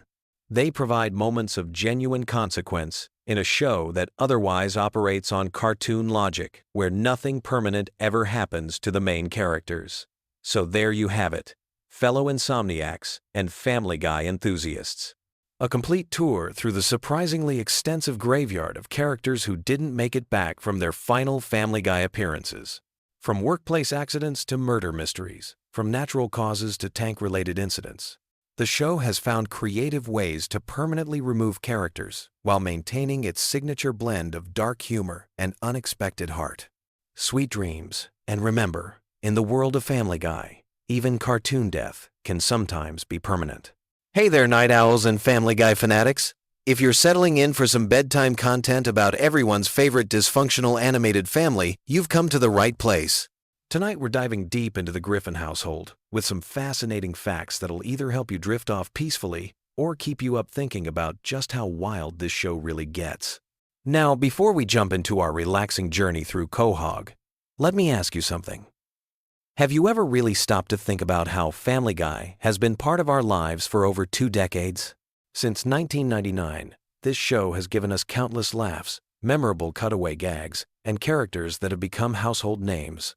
But tonight, we're going beyond the surface-level humor to explore some truly mind-blowing details you probably never knew. Here's something that might surprise you right off the bat. Family Guy was actually canceled not once, but twice by Fox. The first cancellation happened in 2002 after just 3 seasons. The network executives thought the show wasn't finding its audience. But here's where it gets interesting. Adult Swim picked up the reruns, and the show exploded in popularity. The DVD sales went through the roof, and suddenly Fox realized they had made a massive mistake. They brought it back in 2005, and it's been running ever since. Sometimes, the best things in life really do come back when you least expect them. Let's talk about the voice behind Stewie Griffin for a moment. Seth MacFarlane, the show's creator, originally based Stewie's voice on a combination of Rex Harrison from My Fair Lady and a generic posh English accent. But here's the fascinating part. MacFarlane has mentioned in interviews that Stewie's sexuality has always been deliberately ambiguous. The character exists in this interesting space where his romantic interests shift depending on what serves the story best. It's actually a clever writing technique that keeps the character unpredictable and allows for more diverse storylines. Speaking of voices, did you know that Seth MacFarlane voices not just Stewie, but also Peter Griffin, Brian Griffin, Glenn Quagmire, Tom Tucker, and Carter Pewterschmidt? That's 6 major characters, all coming from one incredibly talented vocal performer. When you think about it, MacFarlane is essentially having conversations with himself in most scenes. The man has to switch between these distinct personalities, sometimes within the same sentence. It's like being a one-person theater troupe. Here's a production fact that'll blow your mind. Each episode of Family Guy takes approximately 10 months to complete, from initial concept to final product. The animation process alone requires hundreds of individual artists working on different aspects. Every single movement, facial expression, and background detail has to be hand-drawn and then digitally colored. When you consider that the show produces over 20 episodes per season, you start to realize the incredible amount of work that goes into bringing the Griffin family to life. The show's famous cutaway gags weren't actually planned from the beginning. They evolved naturally as the writers found themselves wanting to include jokes that didn't fit into the main storyline. These random flashbacks and fantasy sequences became such a signature element that other animated shows have tried to copy the format, but none have quite captured the same spontaneous energy that Family Guy brings to these moments. Now, let's explore some character development that might help you see the show in a new light. Brian Griffin, the family dog, was originally going to be much more of a background character. MacFarlane has said that Brian evolved into the show's voice of reason almost by accident. The writers kept finding themselves using Brian as a way to comment on Peter's more outrageous behavior, and gradually he became this intellectual counterpoint to the family's chaos. It's interesting how a character can grow beyond their original intended purpose. Here's something about the show's cultural impact that's worth pondering as you drift off tonight. Family Guy has been translated into dozens of languages and broadcasts in over 100 countries worldwide. But the cultural references and American humor don't always translate perfectly. International versions sometimes have to completely rewrite jokes or replace cultural references with local equivalents.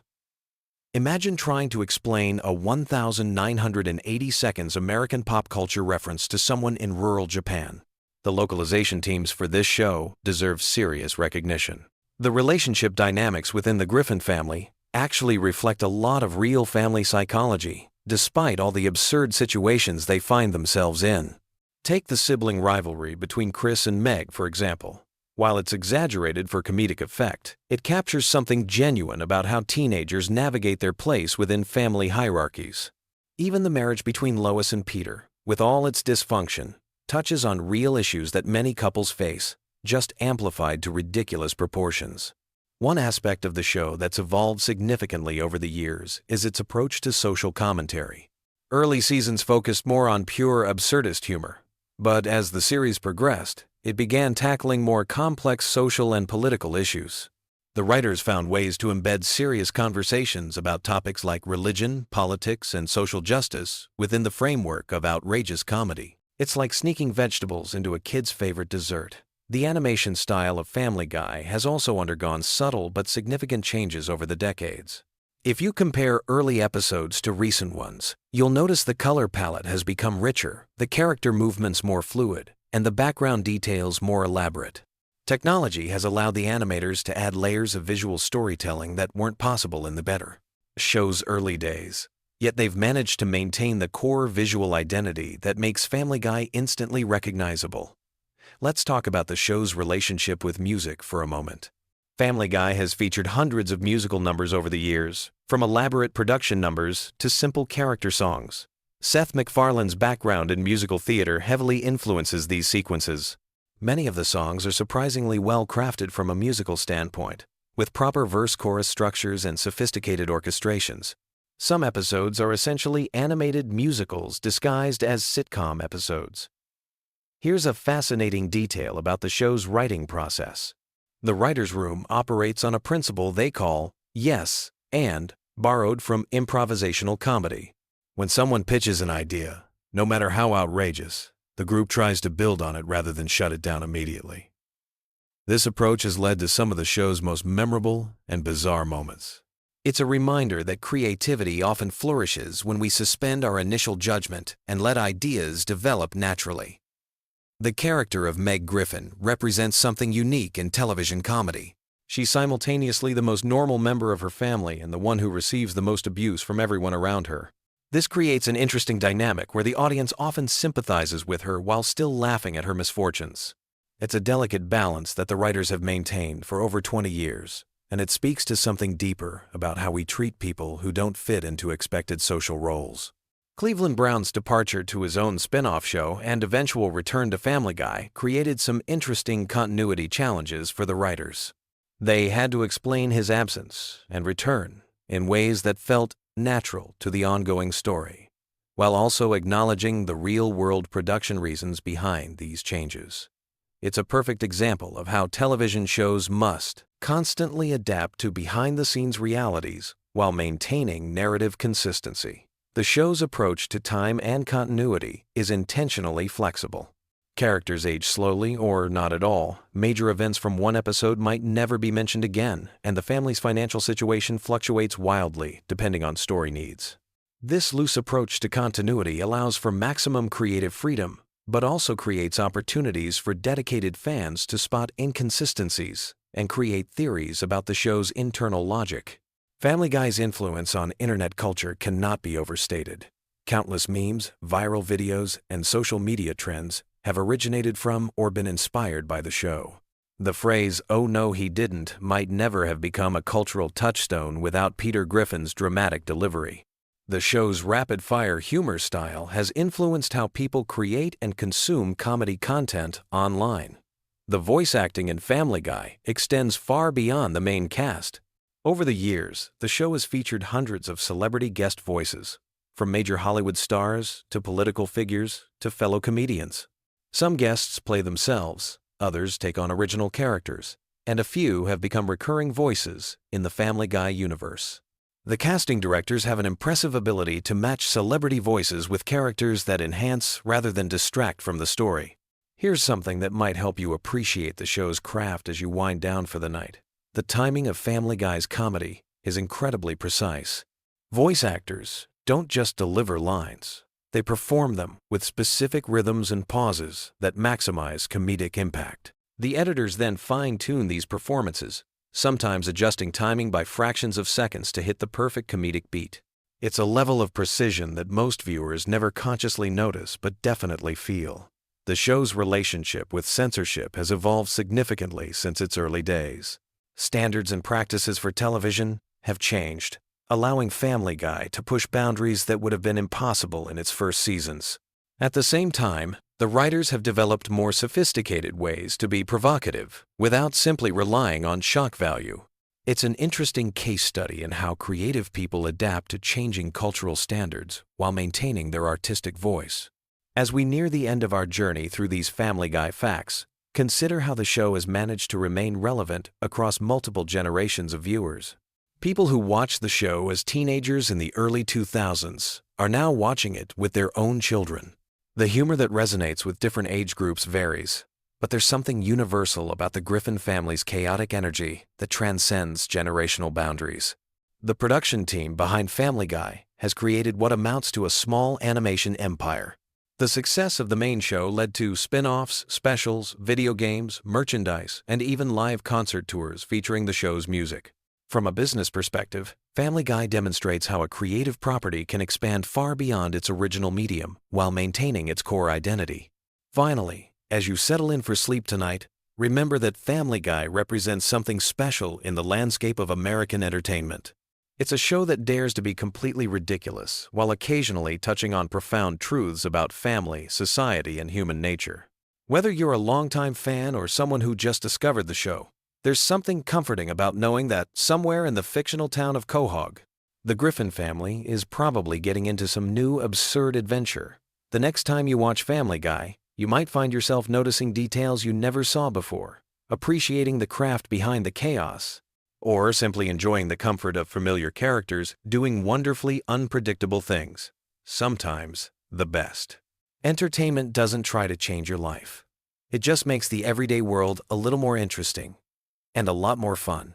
Sweet dreams, and remember, tomorrow's another day in Quahog, and there's always another ridiculous adventure waiting just around the corner.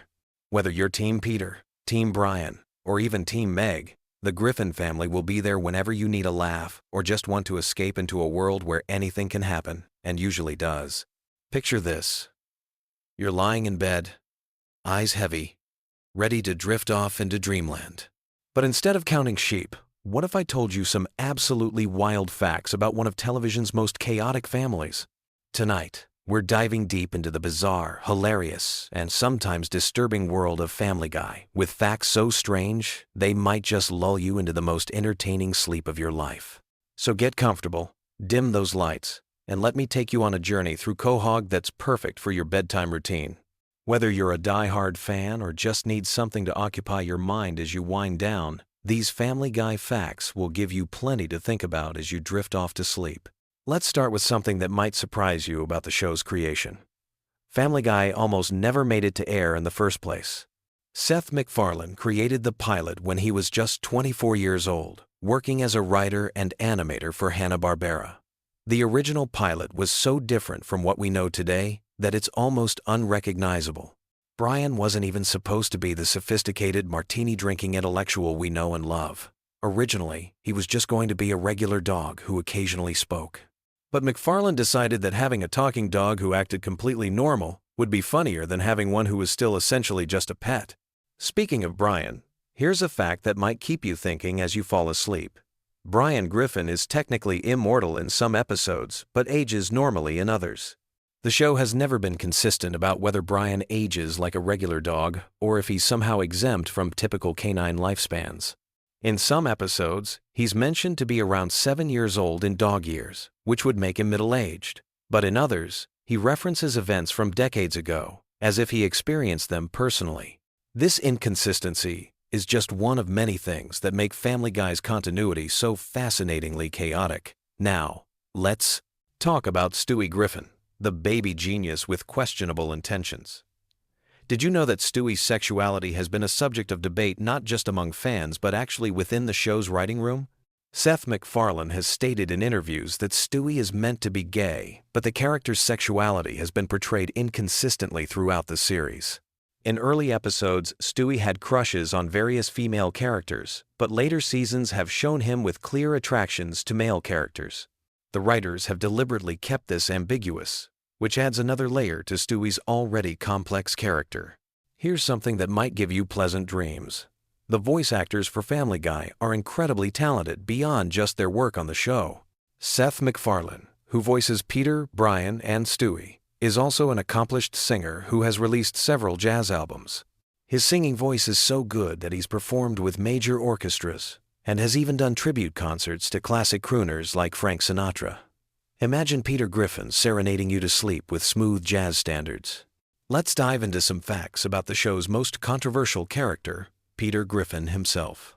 Peter's weight has been a running gag throughout the series, but did you know that his exact weight has been mentioned multiple times with wildly different numbers? In some episodes, he's said to weigh around 270 pounds, while in others, the number jumps to over 300. The inconsistency is intentional, reflecting how the show treats Peter's physical characteristics as fluid depending on what's funniest for any given episode. Peter's job history is another source of endless entertainment and confusion. Throughout the series, he's worked at a toy factory, a brewery, various other random jobs, and has even been unemployed for extended periods. But here's what's interesting. The show never explains how the Griffin family maintains their lifestyle during Peter's unemployed periods. They live in a decent house in what appears to be a middle-class neighborhood, yet Peter's employment status seems to have no impact on their standard of living. It's one of those cartoon logic elements that you just have to accept. Speaking of the Griffin house, have you ever noticed that the layout seems to change between episodes? Sometimes there are rooms that appear out of nowhere, and other times, familiar rooms seem to vanish. The basement, in particular, seems to change size and purpose depending on the episode's needs. In some episodes, it's a small storage space, while in others, it's large enough to hold elaborate contraptions or even entire gatherings. This kind of flexible architecture is common in animated shows, but Family Guy takes it to particularly absurd lengths. Let's talk about Meg Griffin, the family's perpetual punching bag. Here's a fact that might surprise you. Meg was originally supposed to be the most normal character in the family, serving as the audience's point of view into this chaotic household. But as the show evolved, the writers found it funnier to make her the target of everyone's abuse. This shift happened gradually over the first few seasons, and by the time it was fully established, Meg had transformed from a relatable teenager into a character whose suffering was played for laughs. The voice of Meg has also changed throughout the series. Originally voiced by Lacey Chabert, the role was taken over by Mila Kunis starting in Season 2. The transition was so seamless that many viewers didn't even notice the change. Kunis was actually still a teenager when she started voicing Meg, making her closer in age to the character than most voice actors are to their animated counterparts. Here's a soothing fact about the show's animation style. Family Guy uses a technique called cutaway gags that allows for infinite creative possibilities. These brief segments, usually introduced by phrases like, "This is worse than the time," allow the animators to create completely different scenarios, time periods, and art styles within a single episode. Some of these cutaways reference obscure pop culture moments, while others create entirely fictional scenarios. The animators have said that creating these cutaways is one of the most enjoyable parts of working on the show because there are virtually no limitations on what they can create. Let's discuss some facts about Quahog, the fictional Rhode Island town where the Griffins live. The town's name is actually a type of clam, which is fitting given Rhode Island's coastal location. But here's what's interesting. The geography of Quahog seems to change depending on the episode's needs. Sometimes it's portrayed as a small town where everyone knows each other, while other times it seems large enough to support multiple shopping districts, airports, and major venues. The town has everything from a small-town feel to big city amenities, depending on what the plot requires. The Drunken Clam, the bar where Peter and his friends hang out, is based on real bars that McFarlane frequented during his college years. The atmosphere and the type of conversations that happen there are drawn from McFarlane's actual experiences, which explains why the dialogue often feels so authentic despite the absurd situations. Here's something that might help you drift off. The show's theme song is intentionally designed to be catchy and memorable, but it's also shorter than most television theme songs. This was a deliberate choice to maximize the amount of time available for actual content in each episode. The brevity of the theme song allows for more jokes and story development, which is part of why Family Guy episodes often feel packed with content. Let's talk about some of the show's recurring characters and their origins. Glenn Quagmire, the Griffins' oversexed neighbor, was originally conceived as a minor character who would appear occasionally, but the writers found his character so entertaining that he became a regular part of the cast. His distinctive laugh and catchphrase, "giggity," weren't in the original character design, but developed naturally as the voice actor, Seth MacFarlane, experimented with the character's vocal patterns. Cleveland Brown, Peter's friend who eventually got his own spin-off show, was originally going to be a very different character. The writers initially conceived him as being more similar to Peter in personality, but they decided it would be funnier to make him the calm, rational member of the group. This decision led to Cleveland becoming the voice of reason among Peter's friends, often serving as a counterbalance to their more outrageous behavior. Joe Swanson, the paraplegic police officer, was created to add diversity to the show's cast, but the writers were careful to make his disability just one aspect of his character rather than his defining trait. In many episodes, Joe is the most competent and heroic character, often solving problems that the other characters can't handle. His wheelchair is rarely portrayed as a limitation, and he's often shown doing things that would be impossible for anyone, disabled or not. Here's a relaxing fact about the show's production schedule. Family Guy episodes are typically produced months in advance, which allows the animators and voice actors to take their time perfecting each episode. Unlike live-action shows that have to rush to meet weekly deadlines, animated shows like Family Guy can spend weeks on individual scenes, ensuring that every joke lands and every visual gag is perfectly timed.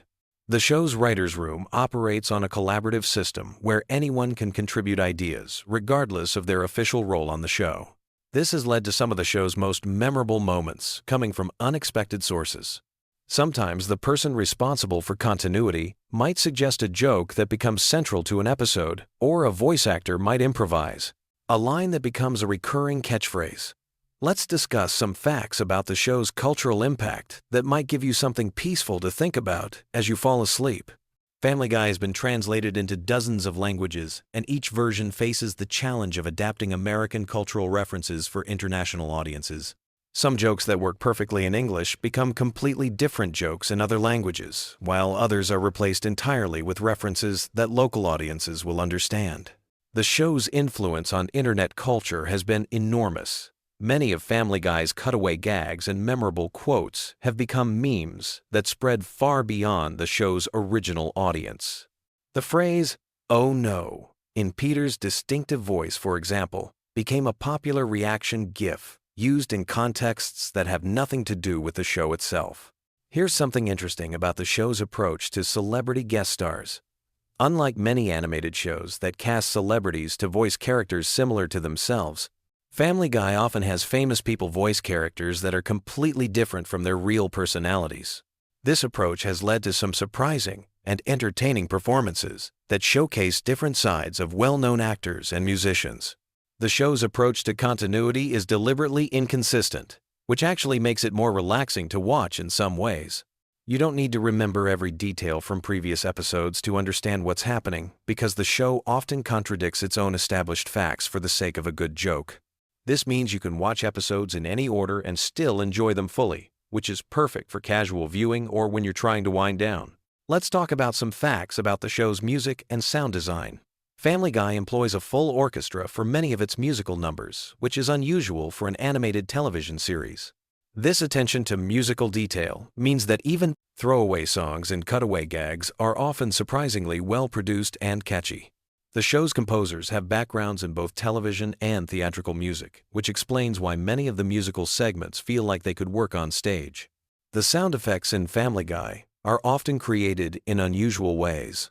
The iconic sound of Peter falling down and hurting himself, which happens in almost every episode, is actually a combination of several different sounds layered together. The voice actors often provide their own sound effects during recording sessions, which gives the show a more organic feel than if all the sounds were added in post-production.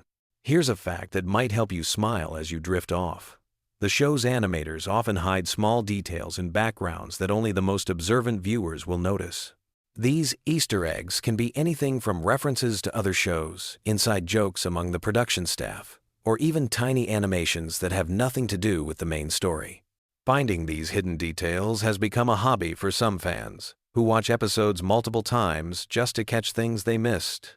The show's approach to time and aging is fascinatingly inconsistent.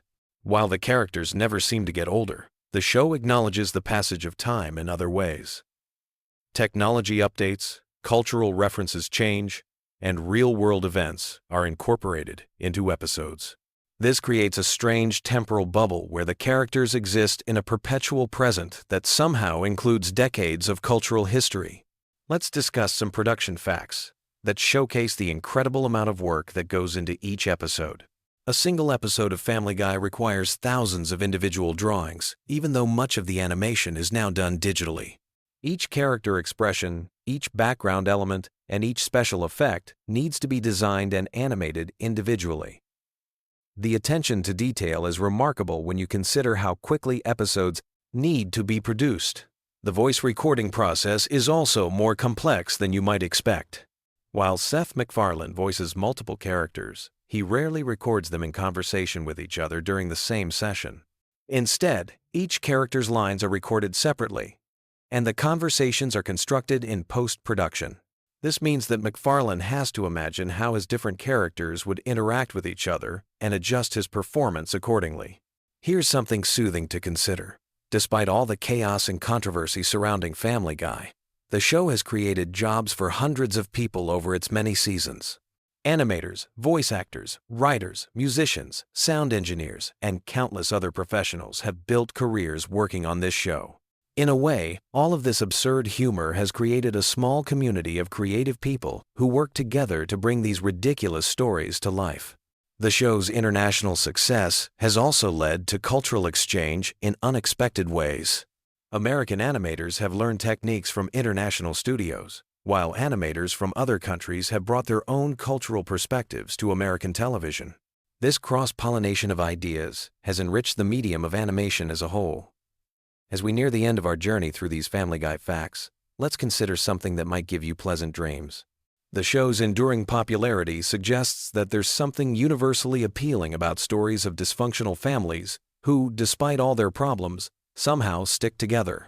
Even though the Griffin family is exaggerated to absurd proportions, there's something recognizable about their dynamics that resonates with audiences around the world. The show's ability to find humor in everyday situations, even when those situations are taken to impossible extremes, reflects a fundamentally optimistic view of life. No matter how bad things get, there's always something to laugh about. This perspective can be oddly comforting when you're trying to wind down from your own day's challenges. So, as you drift off to sleep tonight, you can think about this wild, wonderful, and completely unpredictable animated world where anything can happen, where the impossible is routine, and where laughter is always just around the corner. Sweet dreams, and may your rest be as peaceful as a Quahog evening. Minus all the explosions and chaos, of course. Whether you're a longtime fan or someone who's just discovered these bizarre facts, I hope this journey through Family Guy's strange universe has given you something entertaining to think about as you fall asleep. Remember, in the world of animation, anything is possible, and tomorrow is just another opportunity for new adventures and unexpected laughs. Picture this: you're scrolling through endless YouTube videos at 2 a.m., your brain craving something familiar yet fascinating to drift off to. Well, buckle up, because I've got a treasure trove of Family Guy secrets that'll either help you sleep peacefully or keep you wide awake wondering how this animated chaos machine actually works. From behind-the-scenes drama to mind-bending production facts, these random tidbits about the Griffin family will give your brain exactly what it needs for that perfect sleepy time content. Let me start with something that'll blow your mind right off the bat. The voice of Stewie Griffin, that diabolical baby genius we all know and love, is performed by the show's creator, Seth MacFarlane himself. But here's the kicker that most people don't realize. MacFarlane originally based Stewie's voice on the legendary actor Rex Harrison, who played Professor Henry Higgins in My Fair Lady. That posh, sophisticated British accent that makes Stewie sound like he stepped out of a Victorian manor. It's basically a baby doing an impression of a 1,960 seconds Broadway star. The irony is delicious when you think about it. This character, who spends half his time plotting world domination, is essentially channeling a musical theater legend. Now, if you think that's wild, wait until you hear about the show's near-death experience that almost prevented it from becoming the cultural phenomenon we know today. Family Guy was actually canceled not once, but twice by Fox. The first cancellation happened in 2002 after just 3 seasons, and for a hot minute there, it looked like the Griffin family was done for good. But then something magical happened that literally brought the show back from the dead. DVD sales and Adult Swim reruns created such a massive fan following that Fox had no choice but to resurrect it in 2005. It's like the show became a zombie that refused to stay buried, clawing its way back to life through sheer fan devotion. The creation story of Family Guy itself reads like something out of a fever dream. Seth MacFarlane was just 24 years old when he pitched the show to Fox, making him one of the youngest people ever to create and run their own animated series for a major network. He literally animated the entire pilot episode by himself, spending months hunched over a desk drawing frame after frame while surviving on probably nothing but coffee and determination. The original pitch was actually inspired by his college thesis film called The Life of Larry, which featured a middle-aged man with a talking dog. Sound familiar? That little student film eventually evolved into the multi-million-dollar empire we know today. Speaking of that talking dog, Brian Griffin holds a special place in animation history for reasons you probably never considered. Unlike most cartoon pets who remain perpetually animal-like, Brian is essentially a human character who just happens to be a dog. He drives cars, drinks martinis, writes novels, and engages in complex philosophical debates. McFarlane has stated that Brian represents his own voice in the show more than any other character, which explains why the dog often serves as the moral compass of the family. It's basically McFarlane having conversations with himself through a talking animal, which, when you think about it, is either brilliant or slightly concerning. The show's controversial humor didn't emerge by accident. It was a carefully calculated rebellion against traditional family sitcoms. McFarlane deliberately set out to create the anti-Simpsons, something that would push every boundary the Simpsons wouldn't touch. Where the Simpsons used gentle satire and heartwarming family moments, Family Guy went nuclear with shock, humor, and deliberately offensive content. The cutaway gags, those random flashback sequences that became the show's signature, were originally McFarlane's solution to a problem he had with traditional sitcom pacing. He wanted to break free from the constraints of linear storytelling and create something that felt more like channel surfing through a fever dream. Here's a production detail that'll make you appreciate the craft behind the chaos. Each episode of Family Guy takes approximately 10 months to complete, from initial script to final animation. That means the episodes you're watching right now were being worked on almost a year ago. The animation process alone involves hundreds of artists working across multiple studios, with the initial designs created in California before being sent overseas for full animation. It's like a massive international relay race, where each handoff has to be perfect or the whole episode falls apart. The voice acting sessions are apparently legendary affairs that sound more like comedy improv shows than traditional recording sessions.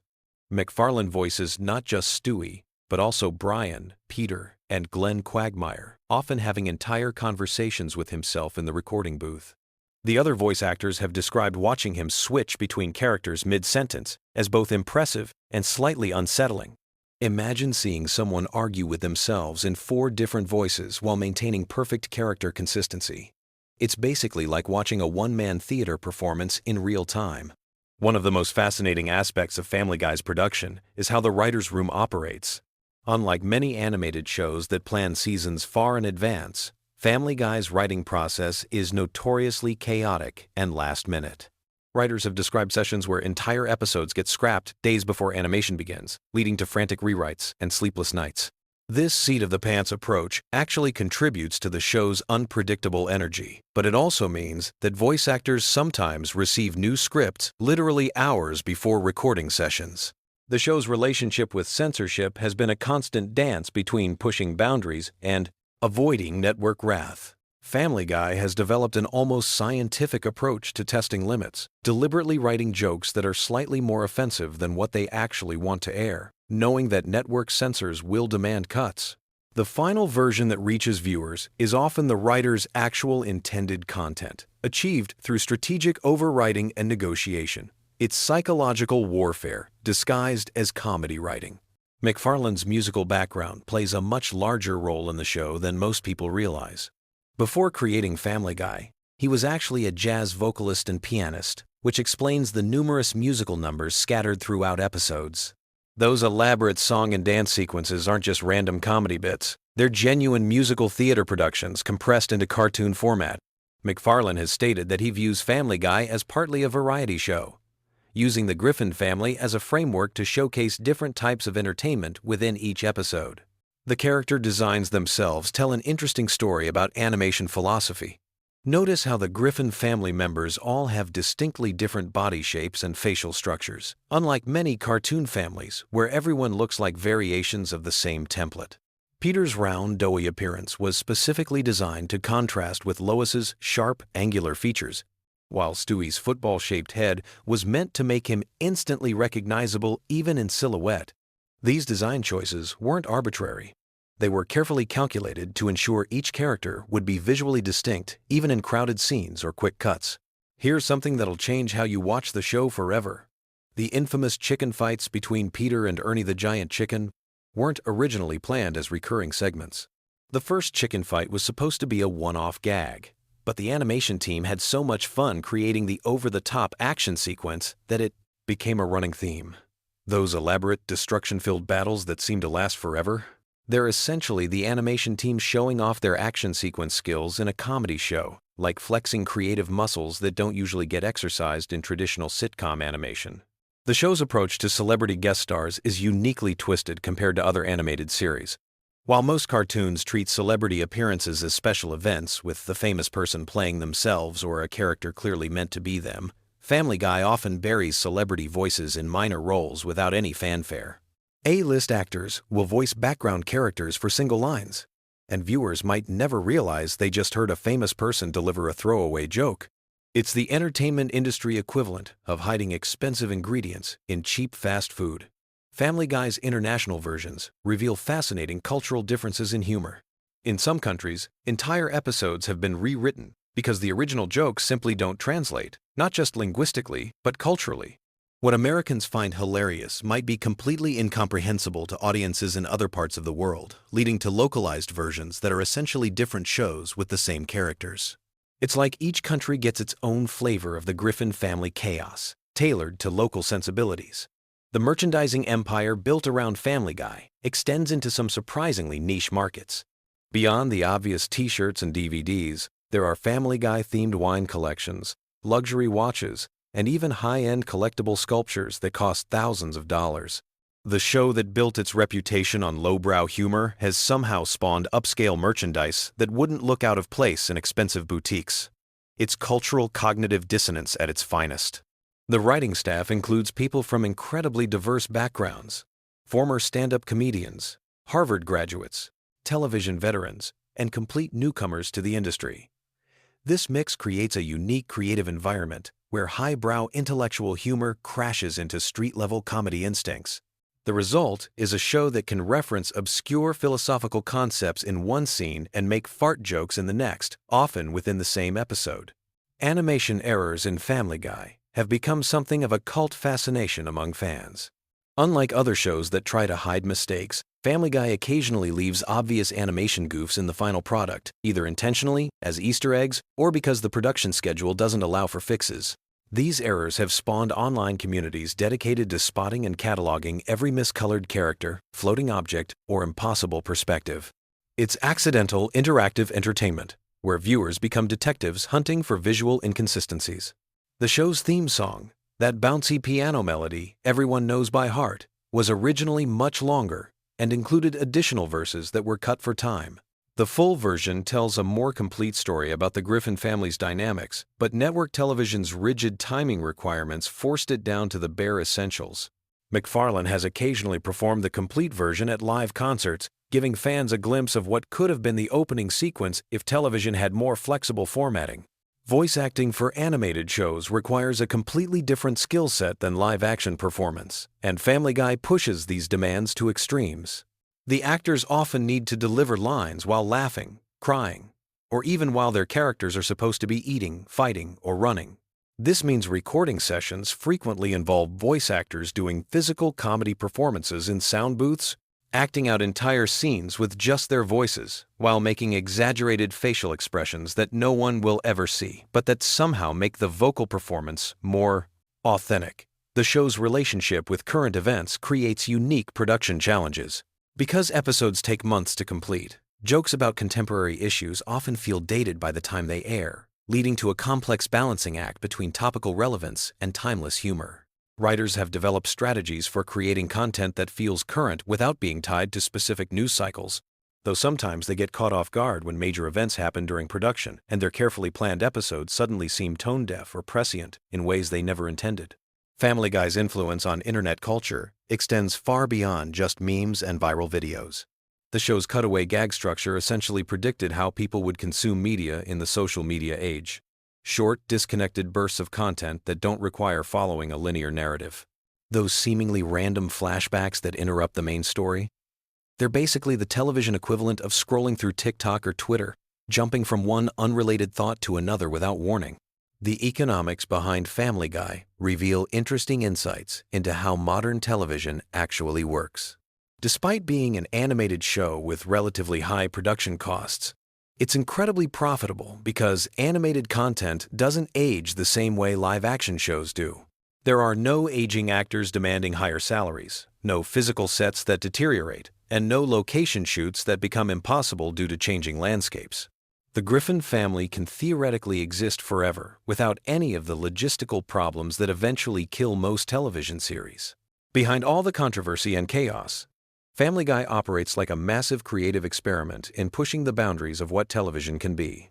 Every episode is essentially asking the question, what if we tried this completely ridiculous thing and somehow made it work within the framework of a family sitcom?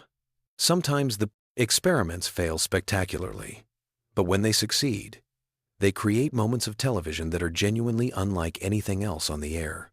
The show has created its own internal mythology that's become increasingly complex over the years. Character relationships, running gags, and callback references have built up layers of continuity that reward longtime viewers while potentially confusing newcomers. It's like a secret club where the membership requirement is having watched hundreds of hours of animated chaos, and the reward is understanding jokes that are incomprehensible to everyone else. And here's perhaps the most interesting fact about Family Guy. Despite all its success and cultural impact, the show remains fundamentally unpredictable. After more than 2 decades on the air, it can still surprise viewers with completely unexpected creative choices, bizarre guest appearances, or experimental episodes that break its own established rules. In a television landscape increasingly dominated by formulaic content, Family Guy maintains a chaotic creativity that keeps audiences guessing what might happen next. So there you have it, a deep dive into the wonderfully weird world behind one of television's most controversial animated families. Whether you're drifting off to sleep or staying wide awake in fascination, these facts reveal just how much complexity hides behind what appears to be simple cartoon chaos.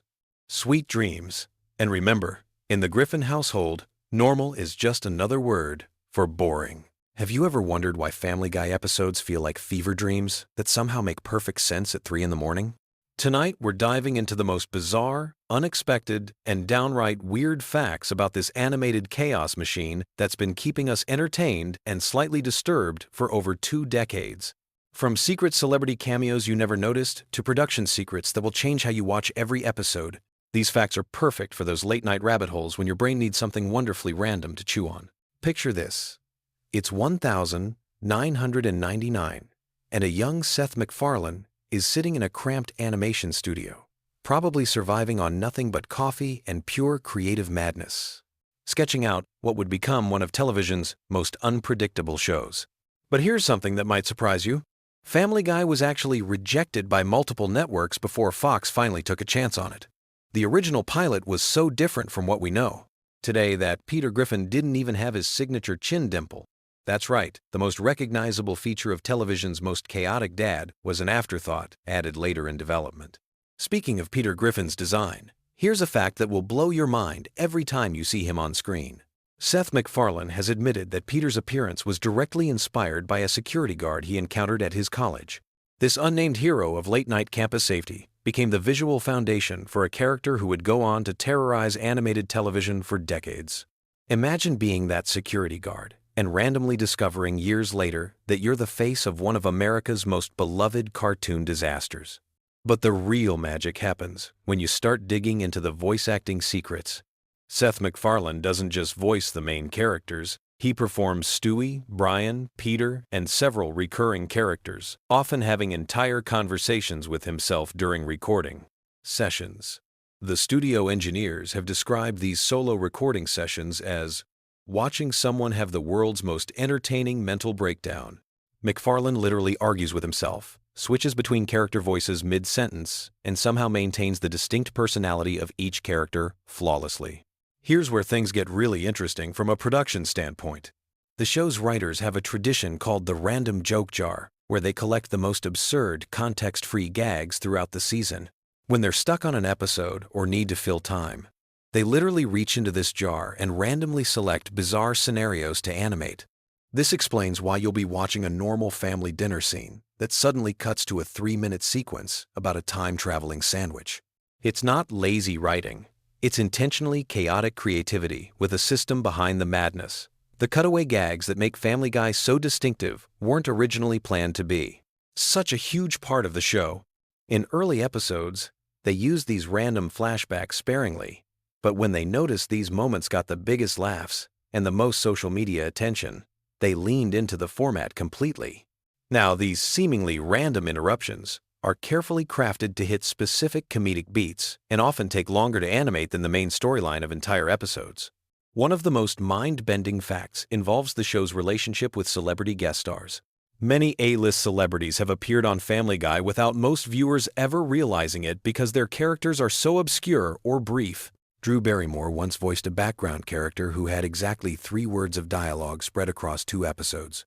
The producers love casting major stars in tiny roles as inside jokes for the industry, creating this weird Hollywood treasure hunt for eagle-eyed fans. The character of Stewie Griffin underwent one of television's most subtle character evolutions. In early seasons, Stewie was genuinely intended to be an evil genius baby-plotting world domination. But as the show progressed, the writers began exploring his character's vulnerability and intelligence in different ways. The transition was so gradual that most viewers didn't consciously notice when Stewie evolved from potential supervillain to the show's emotional center and Brian's best friend. This character development happened organically through hundreds of small writing decisions across multiple seasons. Here's something that will change how you watch every Brian and Stewie episode. Their relationship was originally supposed to remain antagonistic throughout the series. The writers planned for Brian to be constantly annoyed by Stewie's schemes and intellectual pretensions. However, the voice acting chemistry between Seth MacFarlane's 2 characters was so natural and compelling that the writers began crafting episodes specifically around their friendship. Some of the show's most acclaimed episodes, including the time travel and multiverse adventures, exist purely because the Brian-Stewie dynamic became too interesting to ignore. The animation process for Family Guy involves secrets that most fans never consider. Each episode requires approximately 4 months from initial script to final animation. But here's the weird part. They often animate scenes completely out of order, based on character availability and studio scheduling. This means the emotional arc of an episode might be animated backwards, with the climactic scenes completed weeks before the setup scenes.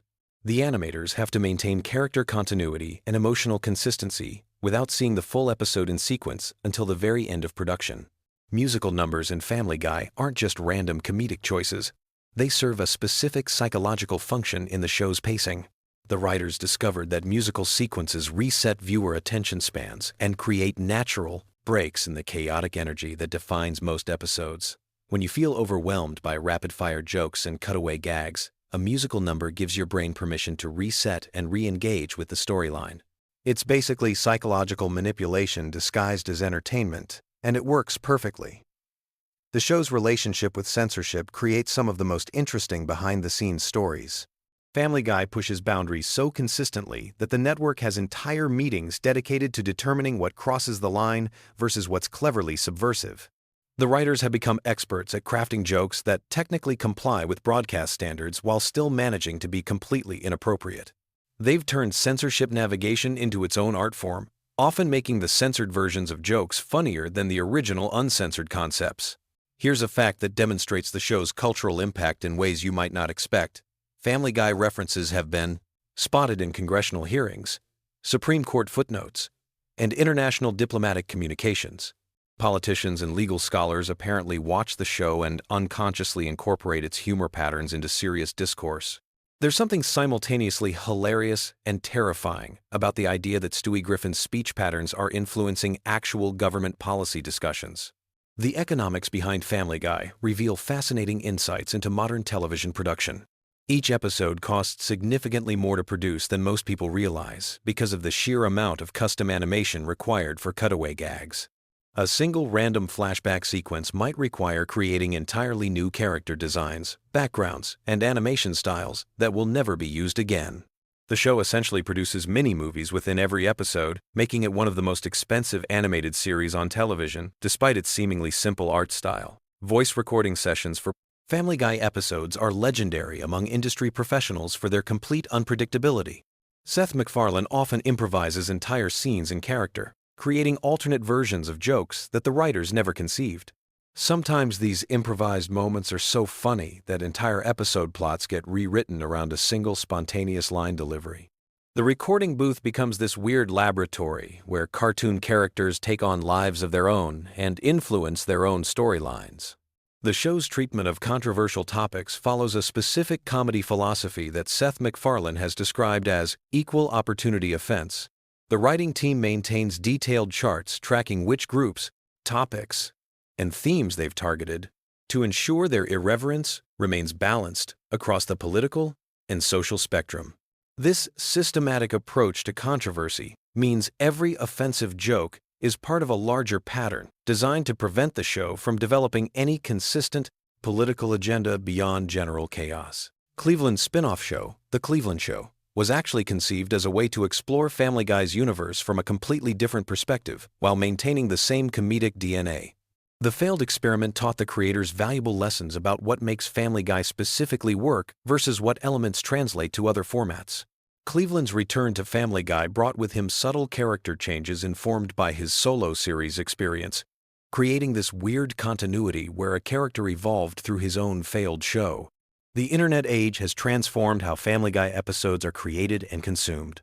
The writers now monitor social media reactions to episodes in real time and adjust future storylines based on which jokes generate the most memes and viral moments. This feedback loop means the show is constantly evolving to match internet culture while simultaneously influencing internet culture. It's become this weird, symbiotic relationship where the show and its online fan base co-create content together. Animation errors in Family Guy often become intentional running gags when fans notice and celebrate them online. The production team has learned to embrace happy accidents, sometimes deliberately recreating animation mistakes in future episodes as callbacks to their own imperfections. This self-aware approach to production errors creates additional layers of humor for dedicated fans while maintaining accessibility for casual viewers. The show's influence on other animated series is more extensive than most people realize. Writing techniques, character development approaches, and comedic timing patterns pioneered by Family Guy appear throughout modern animated television. Shows that seem completely different often use Family Guy's structural innovations adapted to their own specific styles and audiences. It's become the secret template for contemporary animated comedy without most viewers consciously recognizing the influence. As you drift off to sleep tonight, remember that somewhere in the world, animators are probably working on next season's episodes, crafting new combinations of chaos and creativity that will eventually become someone else's late-night viewing experience. Family Guy continues to exist in this weird space between sophisticated entertainment and absolute nonsense, providing the perfect mental soundtrack for those moments when your brain needs something familiar yet unpredictable to focus on while the rest of the world sleeps. The show's legacy isn't just about the jokes or the characters. It's about proving that television audiences are capable of appreciating complexity disguised as simplicity, intelligence hidden within apparent randomness, and genuine emotional moments embedded in absolute chaos. Sweet dreams, and may your unconscious mind sort through all this delightful weirdness while you rest. Picture this. You're lying in bed, scrolling through your phone at 2 a.m, and suddenly, you remember that time Peter Griffin literally married a cardboard cutout of himself. Welcome to the weird, wild world of Family Guy, where the most random facts are often the most fascinating ones. Tonight, we're diving deep into the strangest corners of Quahog, with facts so bizarre they'll either help you drift off to sleep or keep you awake, wondering how the writers even came up with this stuff. Let me start with something that'll blow your mind. Did you know that the original concept for Family Guy was completely different from what we got? Seth MacFarlane initially pitched the show as a much darker comedy about a dysfunctional family dealing with serious issues. The network executives were so confused by the pilot that they almost didn't pick it up. Thank goodness they did, because otherwise, we wouldn't have gems like the time Brian became a used car salesman and accidentally sold Death his own car. Speaking of Brian, here's a fact that might surprise you. The character was originally supposed to be much more of a background character, basically just the family pet who occasionally made sarcastic comments. But Seth MacFarlane loved voicing him so much that Brian gradually became one of the main characters. This explains why Brian's personality seems to evolve so dramatically throughout the early seasons. He went from being a simple talking dog to a pretentious intellectual with daddy issues and a drinking problem. Now let's talk about something truly random. The chicken fight scenes between Peter and Ernie the giant chicken weren't supposed to become a recurring gag. The first fight scene in the episode Da Boom was meant to be a one-off joke. But the animators had so much fun creating the elaborate fight sequence that they kept bringing it back. Each subsequent chicken fight got more elaborate and destructive, eventually involving helicopters, submarines, and entire city blocks being demolished. The longest chicken fight lasted nearly 4 minutes of screen time, which is practically an eternity in television comedy. Here's something that'll make you appreciate the show's attention to detail. Every time you see the Griffin house, the layout is actually consistent throughout the series. The creators took the time to map out every room, every hallway, every closet in the house, so that when characters move around, it makes spatial sense. This is incredibly rare in animated comedies, where houses often have impossible layouts that change depending on what the joke requires. The Griffin house blueprints are actually available online, and fans have used them to build accurate replicas in video games and even real life. Moving on to character quirks. Did you know that Meg's unpopularity at school was originally supposed to be temporary? The writers planned to have her eventually find her place and become more confident, but the running gag of everyone treating Meg terribly became so popular with audiences that they decided to make it a permanent part of her character. Mila Kunis, who voices Meg, has said in interviews that she sometimes feels bad about all the abuse her character receives, but she understands that it's become essential to the show's dynamic. Let's dive into some voice acting trivia that's perfect for late-night pondering. Seth MacFarlane voices 4 main characters on the show, but he almost didn't voice Stewie at all. The original plan was to have Stewie voiced by a child actor, but MacFarlane was worried about the controversial things Stewie would say and didn't want to put a real child in that position. So he developed Stewie's distinctive British accent as a way to make the character's adult thoughts coming from a baby's mouth even more surreal and funny. Chris Griffin's voice is another interesting story. Seth Green, who voices Chris, has to actively make his voice higher and more nasal to sound like a teenage boy. As Green has gotten older, it's become more challenging for him to hit those high notes, so the sound engineers often have to digitally adjust his voice in post-production. This is why Chris's voice sometimes sounds slightly different between episodes, depending on how much digital manipulation was required. Here's a fact that connects to real-world events in a weird way. The episode where Peter starts his own political party called the Tea Party Patriots was written and animated before the actual Tea Party movement became prominent in American politics. When the episode aired, many viewers thought it was a commentary on current events, but it was actually just an incredible coincidence. The writers had to add a disclaimer explaining that any similarity to real political movements was purely accidental. Now for something completely different. The Pawtucket Brewery, where Peter works, is based on a real brewery in Rhode Island. Seth MacFarlane grew up in the area and used to drive past the brewery every day. He thought it would be funny to have his lazy cartoon character work at a place that produces something that would make him even lazier. The real brewery owners were initially concerned about being associated with the show, but eventually embraced it when they realized it was bringing them tourists. Let's talk about some of the show's more obscure running gags. You know how Conway Twitty always seems to appear at random moments? This started as an inside joke among the writers who were fans of old country music.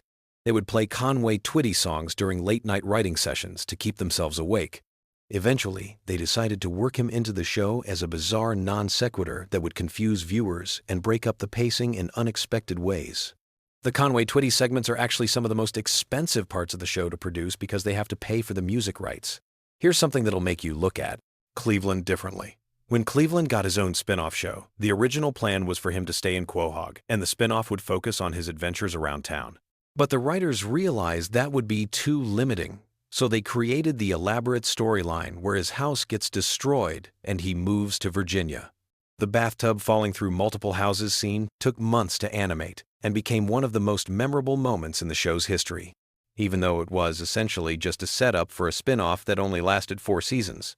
Speaking of spin-offs, did you know that there was almost a Stewie and Brian road trip series? The popularity of their travel episodes convinced executives that the dynamic between the sophisticated baby and the intellectual dog could carry its own show. Scripts were written for 6 episodes before the project was scrapped due to budget concerns. Some of those unused scripts were later reworked into regular Family Guy episodes, which explains why some Stewie and Brian adventures feel more elaborate than usual. Let's get into some animation secrets that most viewers never notice. The way characters' eyes are drawn actually follows a complex mathematical formula to ensure they always look natural when the characters move their heads.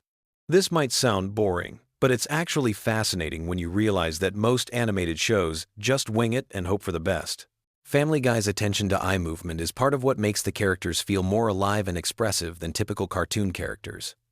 Here's a weird fact about the show's merchandising history. The most popular Family Guy product ever sold wasn't a t-shirt or a toy. It was a cookbook called the Family Guy Cookbook that featured recipes supposedly created by each character. Peter's section was all comfort food and beer-based dishes. Lois had elegant dinner party recipes.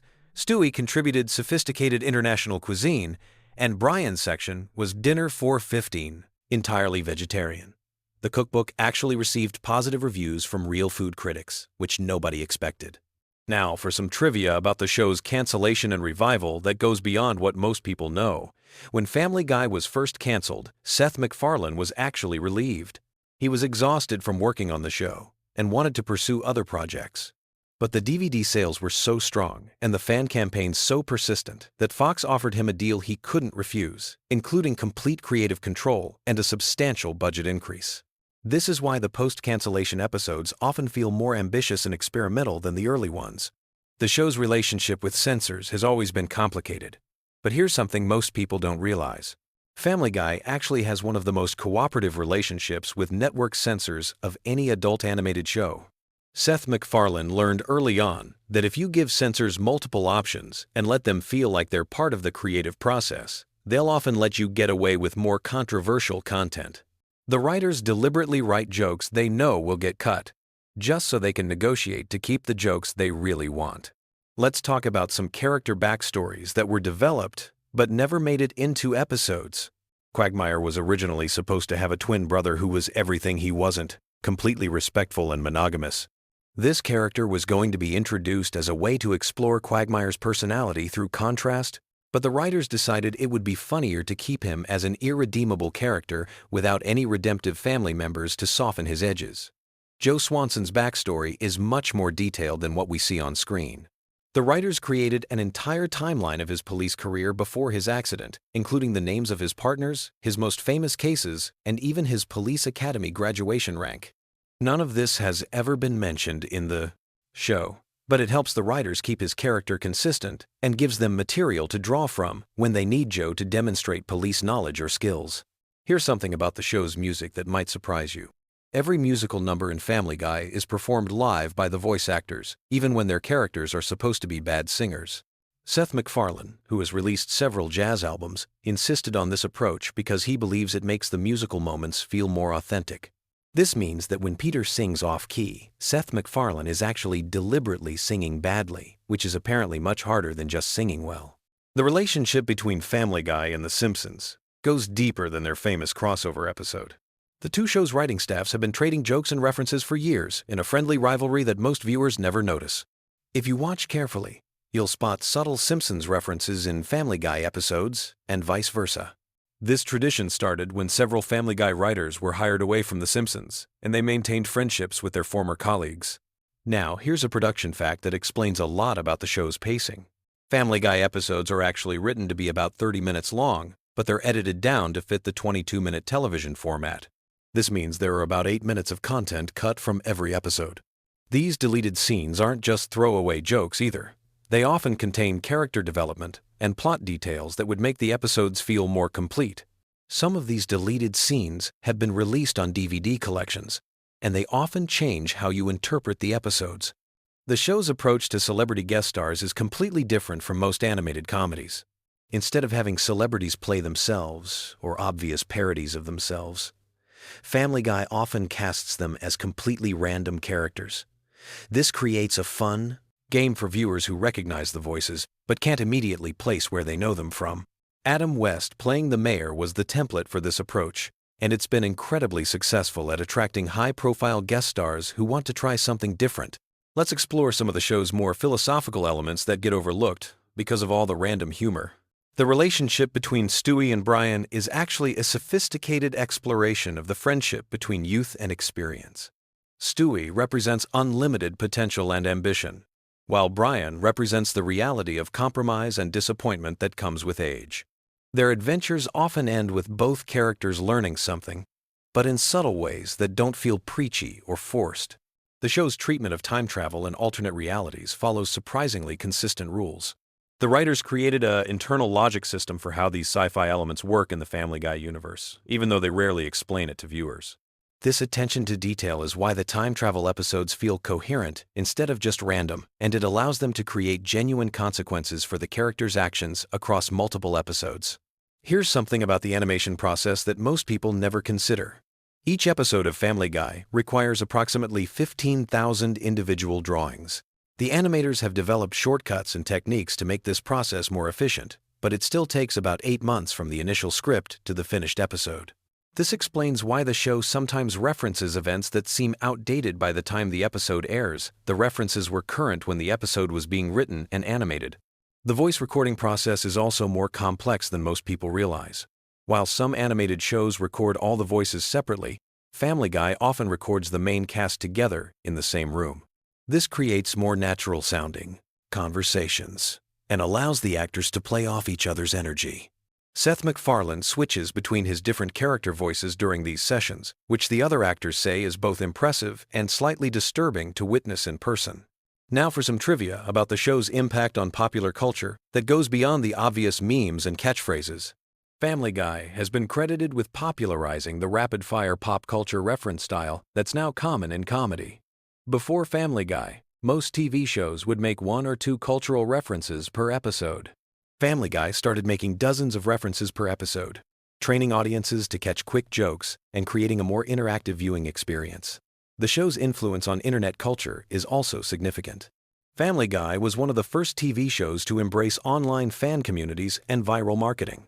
The creators regularly engage with fans on social media and have incorporated fan suggestions into actual episodes. This relationship between creators and fans has become the standard for modern entertainment. But Family Guy was pioneering this approach when most TV executives were still afraid of the internet. Finally, here's a fact that brings everything full circle. Despite all the random humor and bizarre storylines, Family Guy is actually one of the most carefully planned shows on television. Every season has an overarching theme that connects the episodes, even though these themes are subtle enough that most viewers don't consciously notice them. The writers map out character development arcs that span multiple seasons, ensuring that even the most outrageous episodes contribute to larger storytelling goals. As you drift off to sleep tonight, remember that somewhere in the world, there are people whose full-time job is deciding exactly how long Peter Griffin's fights with a giant chicken should last. Sweet dreams, and may your nights be filled with fewer random cutaway gags than the average Family Guy episode.